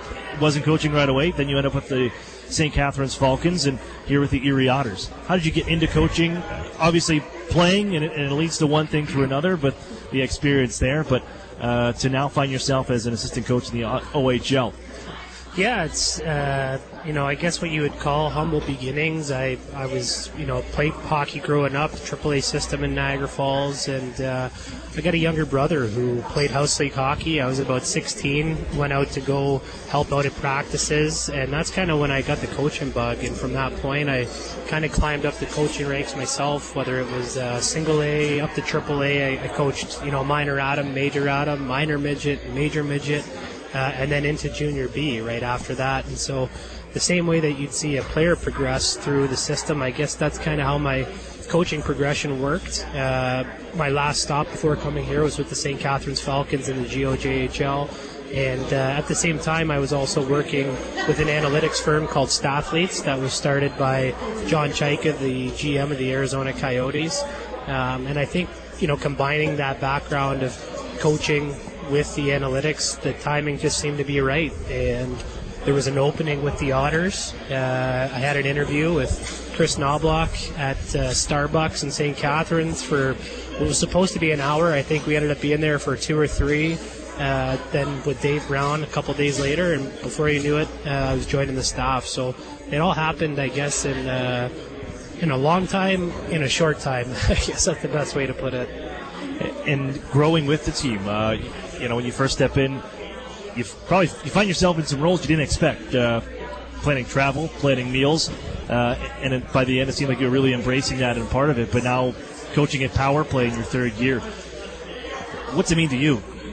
Growing that way, and to what's going to help you in the next step, as everybody's looking to move on and move up, and at some point a head coaching position you would imagine is on the horizon. Yeah, without a doubt. I'm very, very grateful for the opportunity to get to coach this team every single day. It's an amazing opportunity, and talking about roles, I think you heard from the guys before Alex came on with Daniel and Marcus, and now with Alex.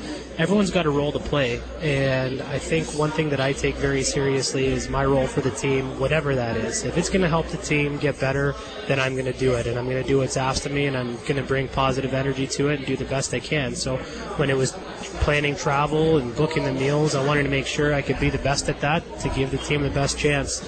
And now this year, for Hartsey to have the trust in me to be able to run the power play and make sure that we're executing, I want to do the best job of that I can for the team too, and help us win. And of course, that's going to help in the future for whatever it may hold. But right now is what I'm focused on, the now and how we can help the team.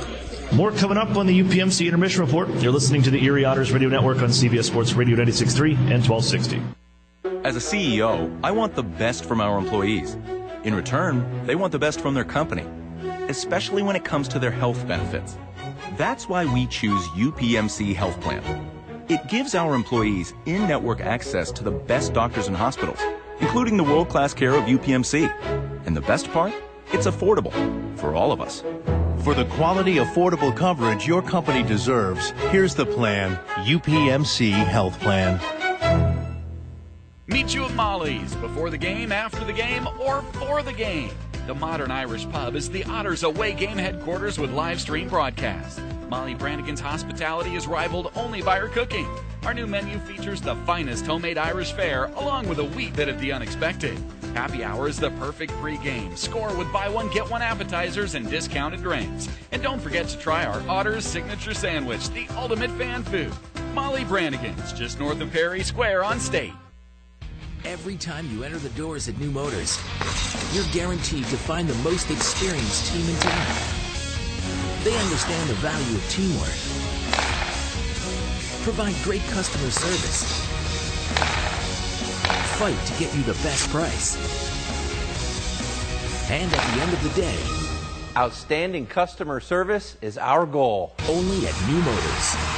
When you visit, remember, tell them Larry sent you. Okay, we're going to keep this quick. Because at Blaze Pizza, artisanal quality at crazy fast speed is what we're all about.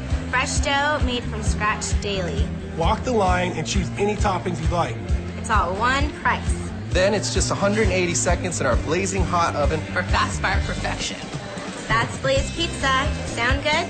Then come check us out and build your own pizza at Blaze Pizza. Peachtree Square in Erie. Few things hurt as much as a family or relationship that begins to unravel, and the longer it goes, the worse it feels. No matter how bad it seems, it doesn't have to be that way. There is hope. If you or a loved one needs help, call Family Services of NWPA today. Counseling is available for families, individuals, and couples. Take the first step at fsnwpa.org. Family Services of NWPA is a proud sponsor of the Erie Otters. The new home of the Erie Otters, WRIE Erie, CBS Sports Radio 96.3 and 1260. Welcome back inside the Kitchen Memorial Auditorium. We're pretty much right where we were at the end of one. 2-goal game. Kitchen Rangers lead the Erie Otters 5-3. Let's recap it for you. After the Otters were down 3-1 going into the second period, that's the Rangers with a pair of goals to go up by 4. 5-1 game.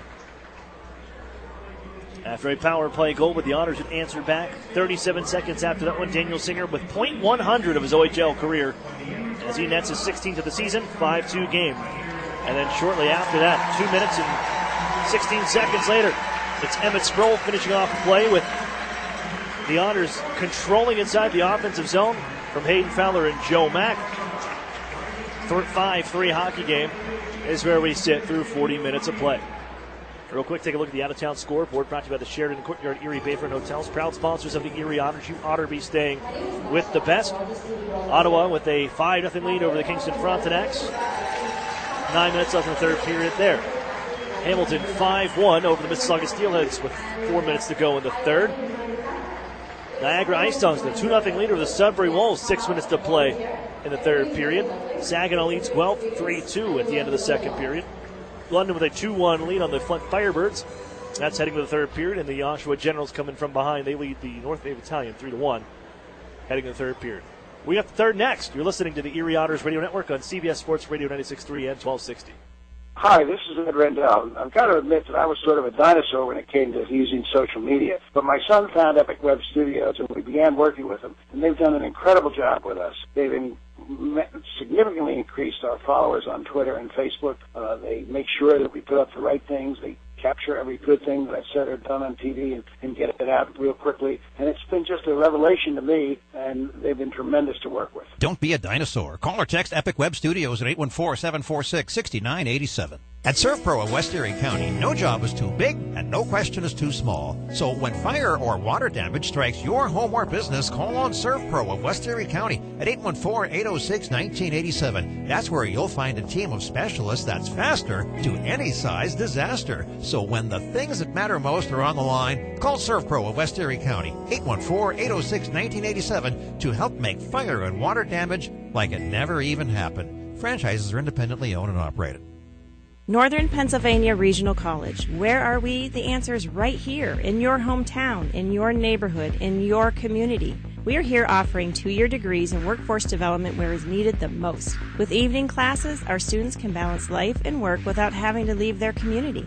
Visit regionalcollegepa.org for our degree options and application process. Northern Pennsylvania Regional College. This could change everything. Love where you live? Find yourself here with NPRC and enroll for spring 2019. Introducing the 2018 Mitsubishi Outlander Sport. You can buy now for only $17,988. The Sport has available features such as 7-inch touchscreen, rear view camera, Bluetooth, and of course Mitsubishi's 10-year, 100,000-mile warranty.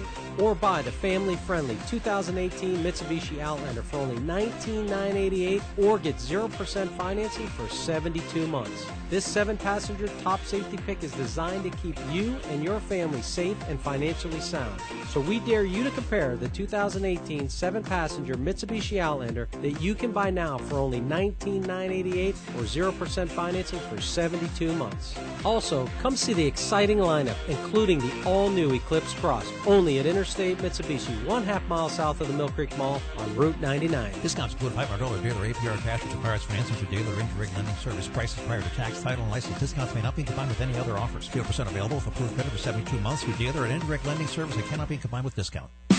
The new home of the Erie Otters, WRIE Erie, CBS Sports Radio 96.3 and 1260. Welcome back here inside the Kitchener Memorial Auditorium. We're ready for the third period. Otters trail the Rangers 5-3, down by 2 as we get to action. I'm Aaron Cooney. With me is Alex Gritz on the call here as the Otters grab this puck from their own end. And out ahead comes Jamie Drysdale. Send it in off a stick and to be played by Luke Richardson. As the Otters look, turnover back behind the net here, brought out in front. Here's Hoffman looking. Behind him is Richardson. And he gets the whistle as that thing just looked like it just dropped underneath them from here. He's able to gain the whistle, but Erie, 25 seconds in, almost made this a one-goal game. The Otters would trailing after 2 periods. They lead the league and come from behind victories when trailing after 2. 7-30, 1-1. Here's a look at the replay from the overhead cam. Ooh, that was very close. Wow. That was rolling in had they not got the whistle. It just leaked through Richardson, but that is the start to the period that you really want. Hopefully set the tone moving forward. Moved ahead by the Rangers to center ice here on a clear. Blasted in by Riley Damiani. And Ryan Martin backhands us up the wall. It comes right to Vukovic. He knuckles that one in front. Oh, look, poked away by Peter Chaika. And Erie gives this one ahead. Nearly caught Fowler. He almost would have been hit, too, on that play, but it does get down the ice. No icing. Played up the right wing side by the Rangers towards center ice. Floated towards the Erie line and trickles on down to the circles where a battle there. Gathered in by Hug. Tries to center. It's cut off by Duff. Put it back up the wall. That's picked off by Ricard Hug. They had the power play goal to put them up 5-1 before the Otters answer with a pair of their own. Here's Ryan Martin. He'll float in from center red as the Rangers backed off. They'll be playing defensively. When they lead after 2 periods, they're 23-2-0-0. Bounce around at the far side. When you look at the rest of their records and everything, they're pretty much 500 across the board, especially home ice compared to on the road. 15 wins in both departments. As Batesian finds this one on the near side corner. Twists away from Golden, works up the near side wall. Leaves it down low. And here's Greg Morellis to the point. Garefa's shot. That was tucked away, knocked out of midair by Jake Golden. Caught the equipment of Daniel Singer. Turned around at that far side circle. Twisted up by Garrett Podubny. Can he clear? Comes to Singer. He can skate it out of the zone. He'll find center red and rip it in. 2 minutes in, Richardson slows it down. He's tied up back behind the net here. The Otters chase after it. A couple bodies there. Kick loose to the near side corner. Moved by the Rangers up the wall as Yancey sets up Morellis. 2-on-2 the other way. They'll make it 3-on-3 as Singer joins in 2 with Rupoli. And here's Morellis. Waits. The late man in. McPherson. Wrist shot. Save. May rebound. Oh, it's just knocked wide. And they try to put it back to the front of the net here as Batesian just poked that one away and almost made it a 3-goal game again. Erie in right side. They're changing behind the play. Drysdale jumps in. Poked away comes the Yetman. One-time shot. He scores! Chad Yetman from 50 feet out sleeks it through Richardson. It's a 1-goal game from Erie. That's a prime example of not passing up shot opportunities. When you put pucks to the net, good things happen. And there's a ton of time left in this third period. And then the Cardiac Kids, maybe they were just waiting for their moment. And here they come. It's a 1-goal game from Kitchener. Chad Yetman with his 21st of the season from downtown. And the Otters are within 1. And It looks like we're going to have a review. And I'm assuming to look and see if it was offside. The play around the blue line. But that one again, that's Luke Richardson, a little leaky here. As they did a change and correct that assist that we talked about earlier. It should be 7-2. And now, hold on a second here. Looks like we're going to get no goal call there. Out. Here's a look at the instant replay. Oh, that's the right call. It was offside. Goal waved down. That is the correct call.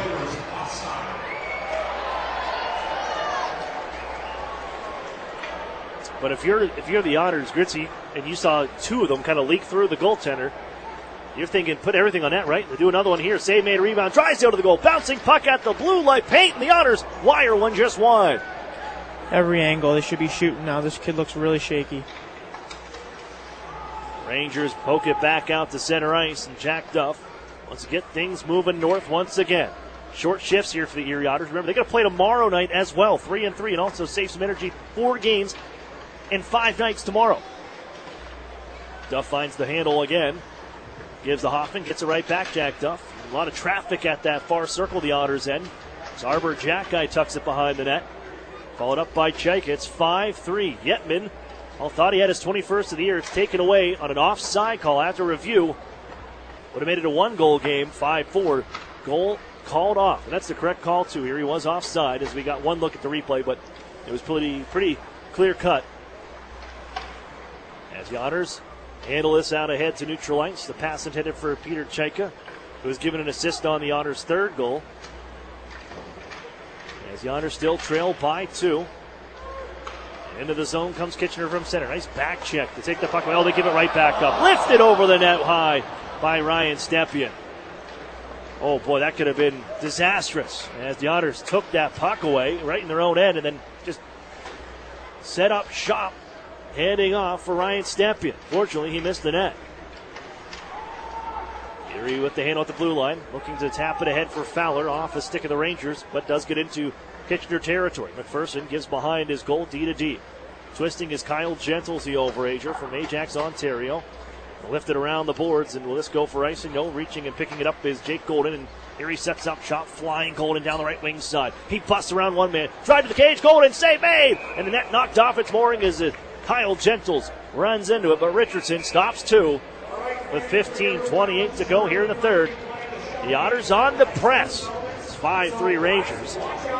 It's a great net drive there by Jacob Golden, lowering his shoulder and putting his leg out to protect the puck to drive around the defenseman there.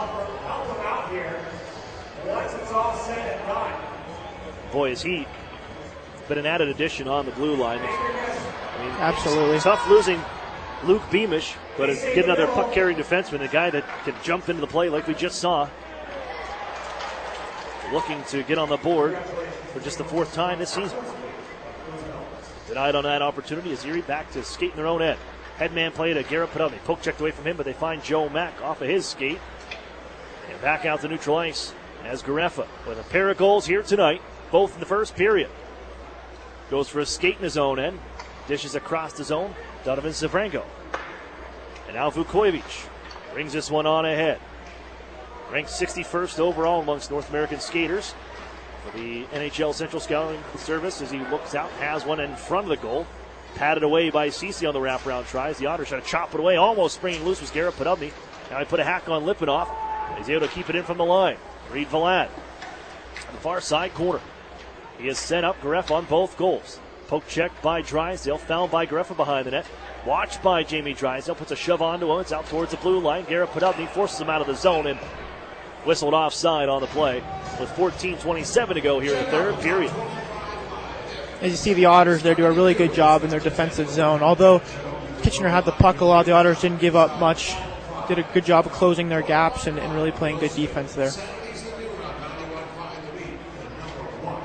Waiting for Brendan Stellan to step out of the box. I don't know if does he give him more. Looks like the Otters will be on the PK. I missed that one. Chris, he called it. Drysdale's in the box. 3 straight power play for the Rangers here on one of the most disciplined teams in the league in the Erie Otters. And the Rangers have not taken a penalty yet tonight. Morellis gives down low, power play for the 3rd time tonight. They're 1 for 2. Garefa on the left side, played in front, they tap it in. It's Yancis, 6-3.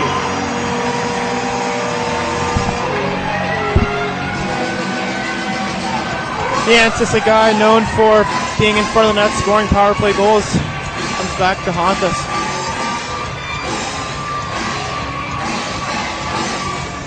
Pair of power play goals for the Rangers, and it took just 12 seconds into the minor penalty to Jamie Drysdale. And it's 6-3. Quite a turn of events. You thought it was a one-goal game early. Erie whistle for offside. Basically a 2-goal swing. Crazy how it can be a 3-goal difference instead of a 1, just like that. Hug so hard to stop in front of the net. That's his 44th of the season. His 20th power play goal on the year. That brings him into a tie for the most power play goals in the OHL this season. As the Otters, they got to make quick work here, down by 3, and time running out in this final frame. 13:45 left. Back behind the Ranger net. Langdon will find this one. Ties Arthur Kaliev with 20 power play goals on the season.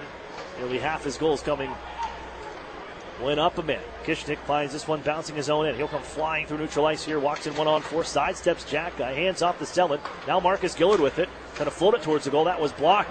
Here we go. 1-on-1 back the other way. Greg Morellis against Curtis Henry. Poke check by Henry. Sends the puck to the far side, but they have the handle. At the point now. Swept near side. Patizzi to the goal. He scores. 7-3 on the one-timer from the right wing side. Right there, the Otters fail to make a play around the blue line, and the puck ends up going the other way, and there you see it ends up in the back of the net.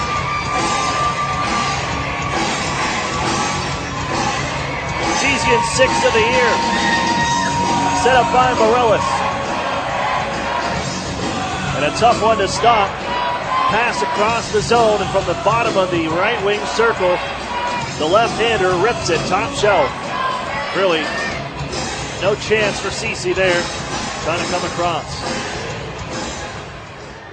A lot of these goals, he hasn't had a chance.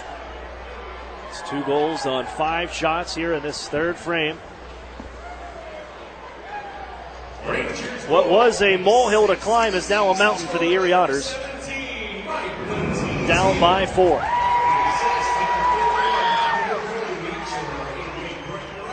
Seven 7-3 game. A stop by Luke Richardson on a jump in. The face-off will be to his right coming up here.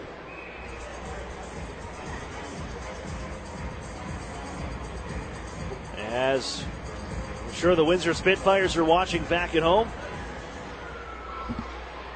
They're liking what they're seeing here as a game in hand. Erie exercising here tonight. As Ricard Hug finds it inside Erie territory, his shot blocked by Jake Golden, and off goes Fowler to center ice with Emmett Sproul left wing side. Ties it up along the near side boards, plays it up the wall, was trying to get out to Jake Golden, but it's taken by Vukovic, and off comes Ryan Stepien into the zone the other way. 12.5 to play, into the zone, Ricard Hug plays it on in front, tapped along, and moved ahead as the Otters steal Fowler to Emmett Sproul left wing side. Drop pass Fowler at the faceoff dot. Right back to Sproul. Shoots from a sharp angle. He scores. Emmett Sproul with his second of the night. Rises that one over Richardson. And boy, goaltenders, it's not their kind of night. It's now 7-4. Definitely not a goalie's night. You see 7 goals and 4 for the other team. Definitely need to see some more saves here. Emmett Sproul with his 2-goal game here for the Erie Otters. He's done that one other time before, and that was in the season opener against the Flint Firebirds in that huge victory where he had a 3-point night, which was a career high. 2 goals to the Otters, Emmett Sproul, and they won't go quietly into the night. With 8 minutes off the clock here in the third, it's a 3-goal game again. Garrett Podubny now to center ice, left wing side. He'll snap one towards the goal, blocker to the near side corner. Zabrango. And on ahead towards the right side. Erie's going to pick one off. Here's Garrett Podubny walking in. His shot gloved away. Played to the near side corner and a pass for Joe Mack. Back down low for Singer. It's like both teams just giving this game away, it seems like at times. The Otters battle in the near side corner. Garrett Podubny steps in. Down by Vlad. He can tuck it out to center ice, but a near turnover by the Rangers. Oh, look out as Gareffa wipes out, and the Otters move the other way. Drysdale tapped ahead from Singer. Jamie Drysdale, right wing side, flies behind the net, pass out in front for Mack, and it goes off his skate. He couldn't get the stick on it. And he's back to take the puck away back at neutral ice. Jamie Drysdale from Joseph Gareffa. Hands off to Martin. He'll take this out ahead. On for Yetman, twisted into the zone, backhanded as the Erie Otters are finishing up this swap in personnel. It's lifted back to Erie ice. Here's Ryan Martin. 11 minutes to play. Third period. Hoffman into the zone, right wing side. Drop pass to Kishnik. Drills it down low to the corner. Here's Hoffman. Back to the circle. He's looking to hand off to his line mate and Chad Yetman, but it's picked off by Yancey. And then right wing side comes Petizian. Hoists one towards the net. It sails high over the goal as MacDougall can play it ahead. Hoffman finds the puck. Now Chad Yetman spins and backhands it into the zone. Lone man chasing right now. The Otters join him as they nearly take the puck away behind the net. Yetman after it, but in to help out is Petizian. He'll grab this one, just knuckle it enough out to center ice. Brendan Hoffman back more on the handle. And with the backhand, gets in deep. Snapped ahead over the far side wall. Cross ice feed finds Morellis. Bouncing puck in neutral ice at the red line. Hoffman still out here. He's got it. Back into the zone now. Shoots one to the goal. Kick save made. Rebound. Fowler after it. Nearly snuck that one past Luke Richardson, who looked like he was anticipating pass there. Otters hold in. Chaika. Backhand one. Bouncing towards the net. Blocked. Never made it on the goal. And tucked out ahead to center ice by Gentles. Now Sproul. This line has found chemistry quickly since being put together. Drop pass to Chaika. Waits. Fires. That was blocked. Sproul finds far side. He's got two tonight. Now Henry, center point with traffic. Shoots. Save made. Rebound to the goal. Never made it there. Whacked that by Chaika, and it was blocked by the defenseman. Now off a stick right at the bench with 9:35 left. It ends up out of play. And we have a whistle midway through this third period. The Rangers take a 7-4 lead, a 2-goal third period. Erie gets one back. But time winding down here in the third period. 7-4 Rangers. These last couple minutes here, Erie really pouring it on, starting to play with a lot of intensity. And I think that's what we need to keep doing if we want to crawl back into this game. Keep your clothes in top shape with Chido's Dry Cleaners, complete with an easy, accessible drive-through and free pickup and drop-off. Chido's Cleaners is second to none. It's Chido's Dry Cleaners, the official dry cleaning service provider of the Erie Otters.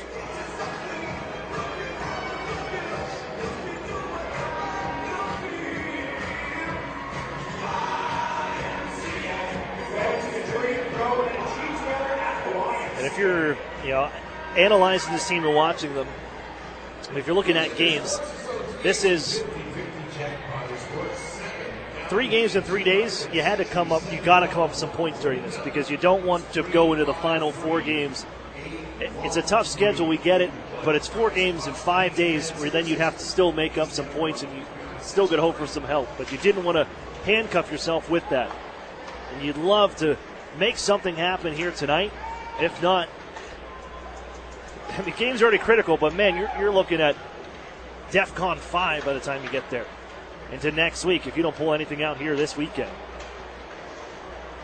Erie at center ice. They'll find Fowler, and they come into the zone left wing side as we get back to action here. Not a lot of time left in the hockey game, down to 9-10.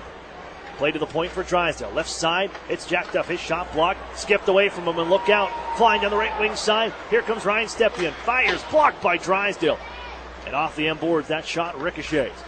Down behind the goal once more. Oh, look out. Nearly swing out in front as Drysdale tried to direct that one away. It ends up in front of the goal, and Erie does find the puck. Drop pass for Fowler, but Erie's offside on the play. 8:47 to go in the third. 7-4 hockey game. You see Jamie Drysdale there use his speed to get back and defend that rush.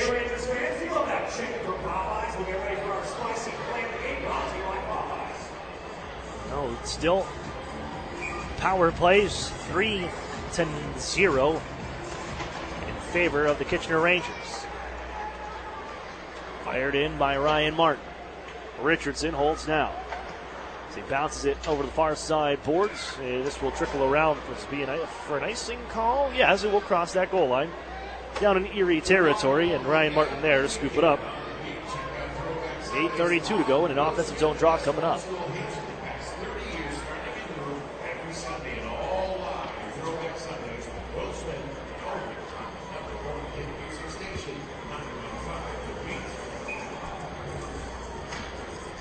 Face off one and ripping one just wide was Daniel Singer, looking for his second of the night. They're coming in bunches here today for everybody. Bounced down to the far side corner, Podubny chases. Hoisted ahead and out to center ice where it's gloved down by Kishnick, followed up by the Rangers, and backhanded on in as they pinch off Langdon. Ryan Martin can move this out ahead. Cannot clear though. Arbor Jackeye delivers it back to the corner. 7-4 game as Langdon runs into Kishnick. Erie unable to clear, held at the line. Sabrango puts it out in front. Oh, they got a headman. It's picked off ahead for Garrett Podubny. Right wing side. Waits for the reinforcements. Yetman shoots. Save made. Rebound. Gobbling it up is Richardson. With 7:53 to play, it remains 7-4 as the Otters almost sprung loose Garrett Podubny for a breakaway. It's a prime example of playing faster. They turn a puck over and get it moving up ice right away, not turning pucks back.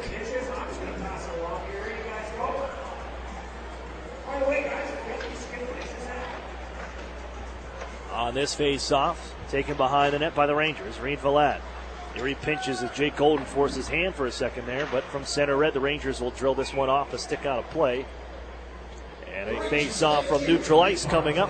7:42 to go. Father time in the building here, the enemy of the Erie Otters. A 7-4 score, the Otters down by 3.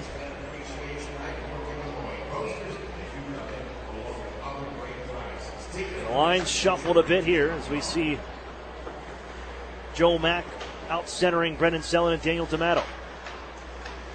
Played back into the Erie zone. Selin backhands this one, found on the tape by Daniel D'Amato. Garefa back to take it away from him. Knocks down Garefa as the Otters back to their own line with Jake Golden. His pass nearly picked off and bounced away from Mack. Reed Valad takes over. He'll go for a skate back at his own end. A nice pass left wing side for Alexei Lipinov, a Tampa Bay Lightning pick. Trying to work it down the wall for Garefa. Follows up Joe Garefa, knocking down Joe Mack. Garefa has it from the circle, curls it out to the middle of the ice here. Backhand play just wide as he spun right through the Otters slot. And now the Otters knock him down off the ice and off the puck, and off they go to center ice. Lifting it in is Brendan Selin, and now loose to the near side. Grab there by Cole Cameron. And right back into the Erie zone they come. Jack Duff, he stands up Yancis, and headman this one looking for Sproul, and he couldn't take the handle. Drilled back to neutral ice. Drysdale follows up. Weaves around one. Drysdale shoots. It was blocked. Got it back. Finds Sproul in the corner. Forecheck on for Erie. Spun out to the slot. No one home. That one intercepted and off from the Rangers. Given right side, Greg Morellis. He's got a burst of speed. Right side, wrist shot. Kick save made by Cece. Loose puck behind the net. Bring it in for a backhand try. In front, Patizzi, and he sends it through the goal mouth wide. Otters counter the other way with the handle. Fowler into the zone, right wing side. Looks for Duff. It rolls off his stick in the slot. And it's backhanded ahead by the Rangers to center. Now Yancis looking for more. As he walks in right wing side, Duff on his back.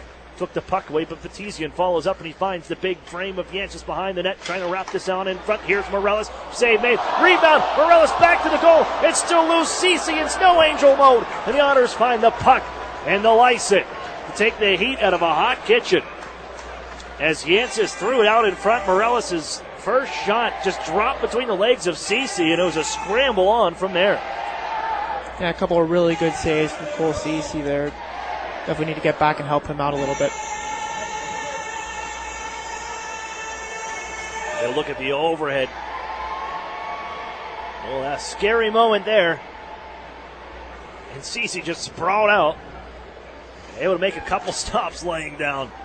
And here we go back. We got loose in front. Here's a shot from Damiani that sails high. And Erie can't clear. Damiani back to it. Ricard Hug. Give and go. Damiani has it again here. Man across the ice. Can't get it to him. Zabrango as the Otters pick that pass off. And Chaika out head to center ice. Slings it across the far boards. Right to the Rangers. As Damiani wants to come back in. Sproul poke checks him. And he's got the handle now. Into the zone come the Otters. Ladled towards the goal. Grabbed by Richardson on the catch. 5:22 left and an offensive zone draw coming. Erie can change now after icing that puck. It's the point of the game. Cooney down 3 goals with 5 minutes left. It's important. But these guys are shooting everything, getting everything to the net, forcing this guy to make saves.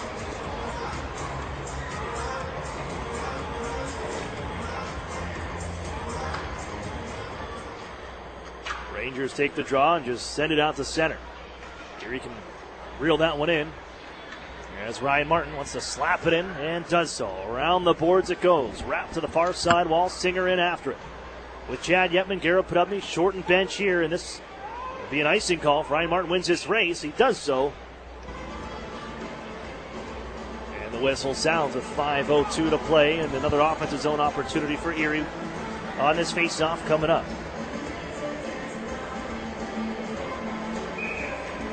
To the left of Richardson. We're here tonight on face-offs. Rangers will have the slight margin. Erie able to battle back and get this one from the line after it's nearly taken away. Here they come left side. Golden drop pass for Garrett Podubny. Forced down to the near side corner by his fellow countryman Lipinoff. And Golden now chases far side. Ties up Garefa. Still loose as Podubny will find this one. Down the right wing side. McPherson drills it away but held into the zone. Daniel Singer at the left side circle. Throws it in front. Ramped away by goaltender Richardson. Loose back behind the net. Podubny digging away. Fouled by the Rangers. And they'll lift it off the window, and this will bounce. We'll go for icing. Not enough as Garefa forces Golden to play it. Almost an icing call, and the Rangers can make a change, and they're bailed out by the trickle effect. 7-4 hockey game. 4:12 to play here in the third period from Kitchener. MacDougall looking for it. Out at center ice. Now on for Joe Mack, right wing side. Mack around a man, but he's hauled down to the ice by Gentles. Tie up behind the goal here is Cameron, bumped by Hoffman. Gentles now left corner for the Rangers. He just skies this one back to the Erie zone. Glove down by Henry and work back ahead. MacDougall speeds into the zone right wing side. The left-hander hits the brakes at the face-off dot. Gives to the blue line. It's Kishnik for Henry now left side. Shimmies, shoots, and that one bounces wide. Back behind the goal. Onto it is Morellis up the wall, held in by Kishnik, and the Otters stop at the circles. Now MacDougall gives across. Here's Hoffman. One-time shot, kick save made by Richardson. Back behind the net, penalty on the way. Now we'll wait and see. It looks like Erie's going to have their first power play opportunity of the night. They already got the Erie door open over the far side. They were just used to that. So they'll close that one and open up the Kitchener door as Petesian comes off, and Erie has their first power play at 3:27 left in the third period. Just because we're up a man here doesn't mean we take our foot off the gas. Just because when you're on the power play, you got to work twice as hard. Well, 7-4. You got the power play. You don't really want to give up anymore, so I think you keep the goaltender in there, right? You win the face-off back to Drysdale. Now put up the left side. Wrist shot. That one off the glass high. Now Fowler on for Podubny, left side circle, feathered in front, and that one was blocked. Here's Podubny, hauled down from the corner, but the Otters drive out in front. Here's Yetman trying to tuck it in, and he's knocked to the far side. Ports never got it on net. Drysdale at the point. Fowler, Drysdale, left side. Podubny puts it to the front, deflected just wide. Erie got a stick on it as Fowler after. Goaltender coming off here as it's sent out towards neutral ice. Goaltender off. Singer joins the fray. As Podubny on the handle. Gives to Jamie Drysdale. Drop pass, Garrett Podubny. 2:45 left. 6-on-4 is the advantage. Chaika floated to the net. Glove save by Richardson. He holds on. With 1:14 of power play time. Goaltender out of the net for the Otters. And we will see a timeout after a decent shift for the Otters on that opportunity. We will rest up the big guns here. 7-4 hockey game. The Erie Otters, well, they thought they drew this game to a one-goal game at 2:35. As Chad Yetman thought he had his 21st of the year, they go and review it. It was offside, which would have made it a 5-4 game. Instead, it stays 5-3, and the Rangers get a power play shortly after that. Yancey makes it 6-3.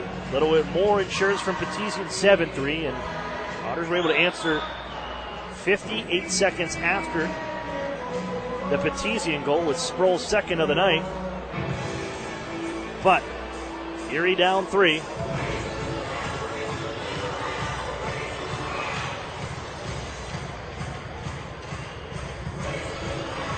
Very important face-off here for Garrett Podubny. If Kitchener does win this, they can ice the puck to the empty net. Erie wins the face-off. Singer with it. Slid in front. Off the backdoor play. Almost had Chaika. Sweep it for the empty goal. They cannot get it there. Singer has it. Rolls off his stick out the center. Erie tucks it ahead. Podubny. And then Chaika rolled across the neutral zone. Chopped ahead. Garefa after it. He has 2 already tonight. Ties it up. Finds Morellis. Comes in the zone. Shoots and scores. 8-4.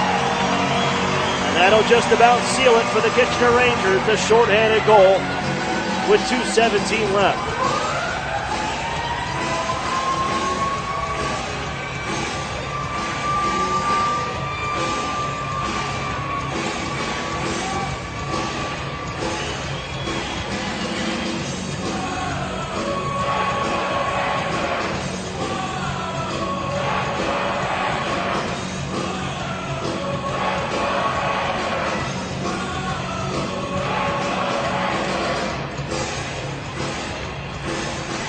And that'll just about do it here tonight.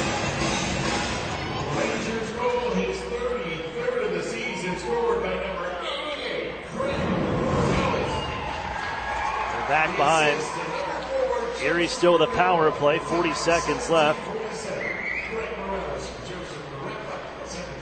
And they'll rattle it into the zone, far side corner. Behind the goal. The Otters chase. McDougall selling. With that second power play unit on, goaltender back in for the Erie Otters, and it's picked up by the Rangers and bounced off the near side. Golden back behind his own goal. He'll scoop it up. Out to center ice as Sproul turned around, and taking the puck is Riley Damiani. He'll backhand it down. One last rush on the power play as Golden gets it out ahead. Now Sproul across the line. He's poke checked, and out of the box they come. For even strength, 5-on-5. Erie on their only power play chance will go over. It's Golden trying to run the gauntlet. He finds McDougall. Drop pass. First shot save made. Rebound is Selling after it. After Emmett Sproul looking for the hat trick on that right side circle. Couldn't beat the goaltender. And how about this to make things interesting for the Shane Wright sweepstakes? Flint ties things up. They go to overtime. So now they're tied in points with the Kingston Frontenacs. They each have 31 heading into the final week of the season. Shot from the point from Kishnick sails wide. Gillard chases as a forward here to the final minute of play. 8-4 hockey game as this one just escaped the Erie Otters towards the end here in this third frame. Out ahead, right wing side. It's Jonathan Yancey for the hat trick. Wristed high and held in at the point. Yancey finds it out the far side corner. Shouldered by Brendan Kishnick. In behind the net of the Erie Otters. Coming to help out here is Joe Mack. He'll send it around a man at the blue line, and with it is Daniel D'Amato. Half a minute left. D'Amato whacking away. Rammed at the line, and the Rangers take over. Arbor Jack guy with 23 seconds left. Leaves it into the near side corner. The Rangers just kind of back off here. And Erie rattles it up their own right side boards. Joe Mack the other way. Bobbles the handle, plays it out in front off the skate of Gillard just wide. 7 seconds left in the period. Erie making a few changes, but time will run down on the clock, and the Rangers will take the 2 points here. 8-4 your final.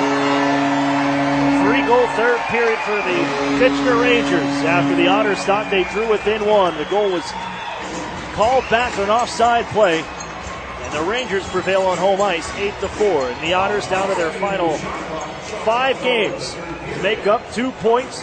1 game in hand on the Spitfires now. Heading into tomorrow at the Erie Insurance Arena. We'll step for a break. The Dusty Spartan Funeral Home post-game show is after this. You're listening to the Erie Otters Radio Network on CBS Sports Radio 96.3 and 1260. With the new Express Sports football and car racing from the Pennsylvania Lottery, you can play your favorite sports at participating retailers, bars, and restaurants. Make your picks on your placelet, like touchdown pass on the third play, or the first 3 cars to cross the finish line, and watch the fast-paced lifelike action on the big screen. With drawings for cash prizes every 5 minutes, there's never a dull moment. Come on, come on. Yes! Express Sports from the Pennsylvania Lottery. Compete from your seat. Players must be 18 or older. Benefits older Pennsylvanians every day.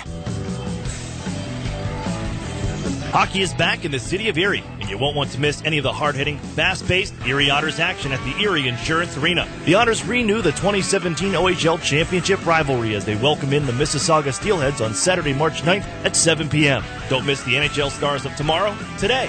Get your tickets at the Erie Insurance Arena box office, online at ottershockey.com, or by calling 814-452-4857. What sedan lets you hit the road and not the gas station? With an average of 37 miles per gallon highway, it's a 2018 Nissan Sentra. This compact sedan has a sporty profile thanks to its sleek aerodynamic design. It also has other great standard features like Bluetooth and remote keyless entry. The 2018 Nissan Sentra. Zero down for only $199 a month. Sign and drive. What's the best-selling SUV in America? It's the Nissan Rogue. Zero down for only $279 a month for 36 months. Sign and drive. The Rogue has standard features such as zero-gravity seats, Android Auto, Apple CarPlay, and rear cross-traffic alert. Zero down for only $279 a month for 36 months. Sign and drive. Stop in and meet the Rogue family at Interstate Nissan, 1.5 miles south of I-90 on Peach Street. 18 Nissan Sentra, selling price $19,247, VIN JY320068. 18 Nissan Rogue, selling price $26,100, VIN JP503998. Both leases 12,000 miles per year for 36 with Tier 1 credit approval through NMAC. Lease payment is plus tax, title, license, stock fee, and $595 acquisition fee. The new home of the Erie Otters, WRIE Erie, CBS Sports Radio 96.3 and 1260. Welcome back here inside the Kitchener Memorial Auditorium, where we're wrapping things up as the Erie Otters fall to the Kitchener Rangers 8-4.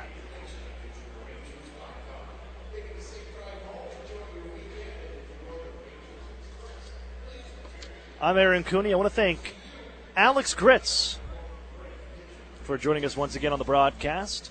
We'll get him here tomorrow night, it looks like, as well. Great stuff from Alex Gritz. He gives us the inside story that I don't know as an OHL player. So, Gritz, perfect addition here to the broadcast crew. Unfortunately, I don't like the circumstances of him being hurt, but keeps him involved here with us. We enjoy that. I hope you do too. Otters fall to the Kitchener Rangers 8-4 here tonight, dropping this hockey game. And what was, we thought it was going to be, you kind of expected a little better bounce back from Erie after last night's game. But really, this was not the effort, not what we were expecting here. Erie gave them everything they got in the third period, but just could not beat Richardson. He turned it on at the right time. But, man, you wonder what could this hockey game have been if Erie, one, maybe gets a couple more chances on the power play. Two, if you get a couple bounces to go your way. But Kitchener, you got to give them credit. They capitalized when they had their opportunities, and they take this one 8-4. I'm Aaron Cooney. You want to once again, thanks, Alex Gritz. We are inside the Duskus Martin Funeral Home postgame show. Duskus Martin working tirelessly to give your loved ones dignity. And now into our recap. It was Rangers early. Within the first 5 minutes, it's 2-0. As Joseph Garefa, 2:51, got his first of the night. And at 4:36, Jonathan Yancey and the Biggins, they were doing their job here tonight for the Rangers. They would make it 2-0. Erie's Hayden Fowler giving goals in 2 straight games since coming back off the shelf from the UPMC injury report. He makes it 2-1, but a last-minute goal at 18:28 of the first period. Erie got caught inside the offensive zone. No defenseman back. Brendan Hoffman was a lone man. And Reed Vlad flies around the Erie Otters forward that had to play D back there. And he taps it across. Fired in by Joseph Garefa for a second of the period. 3-1 in favor of the Rangers. And they would roll from there. They would add 2 more in the second, including a power play goal from Ricard Hugg. And it was 5-1. And all of a sudden you're like, oh, man, this is looking pretty bleak. But within 37 seconds of that goal from Ricard Hugg, Erie makes it 5-2. Daniel Singer with his 100th OHL point, 16th goal of the season, makes it 5-2. In 2 minutes and 16 seconds after that, Emmett Sproul's on the board. It's 5-3. Back to a 2-goal game heading into the third. And the Otters, look out. They're coming. And at 2:35, Chad Yetman from downtown, 50 feet out, lets a one-timer go just inside the blue line. It slips through Richardson. We got a one-goal game. Or do we? They review it. Offside Erie. It was the correct call. Looking at the one replay as the Otters thought they were within one, and quickly like that, two-goal swing basically. So you go from it being a one-goal game, and then Jonathan Yancey gets a power play goal right after that to make it 6-3. And it was all Rangers since then. So they make it 7-3. Petizzi on a one-timer. Erie's had Emmett Sproul make things a little interesting until a shorthanded goal late. Erie's first power play chance comes with a little over 3 minutes to go. And Greg Morellis adds the empty netter from Garefa and Vukojevic. And the Otters fall tonight 8-4. So the Cardiac kids are going to make things interesting on themselves. Already, they had to deal with 7 games in 10 days. Well, they haven't gotten points in the first 2, so now it's 5 games left. Heading into the third game in a 3-3 tomorrow. And then after that, 4 games in 5 days to round out the week to make up 2 points. Well, just 2 points behind the Windsor Spitfires as Erie burns a game in hand here tonight against the Kitchener Rangers, who snap a 3-game losing streak and, with the win, clinch a playoff spot for a second straight season. I'm Aaron Cooney. It's the Duskus Martin Funeral Home postgame show. Otters fall 8-4 here to the Kitchener Rangers.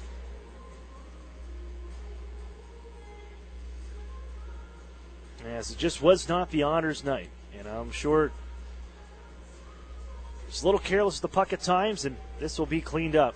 It's ready to go for tomorrow as the Otters have the Mississauga Steelheads, who dropped the game here tonight to the Hamilton Bulldogs. They were whacked by the Bulldogs. Let's look at our out-of-town scoreboard, brought to you by the Sheraton and Courtyard Erie Bayfront Hotels. Proud sponsors of the Erie Otters. You ought to be staying with the best. 67's down the Frontenacs, 5-0. Hamilton 6-1 over Mississauga. So you're going to have an upset Mississauga Steelheads team coming into the Erie Insurance Arena tomorrow night.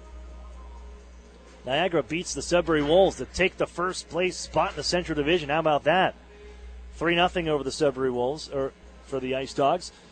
Saginaw 5-3 over the Guelph Storm. Interesting tilt there. London prevails in overtime with the Flint Firebirds, 3-2, and then the Oshawa Generals, they go down 1-0. Then they score the next 7.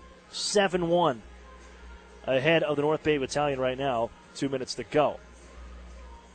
The Otters fall here tonight, 8-4 your final. And the playoffs, they're still within grasp. But here's just, you got to grab it. You got to take advantage of this. And tonight the Otters unable to, as the Rangers, they were the better team here tonight. And Erie's heading into tomorrow, the final 5 hockey games left on this OHL campaign.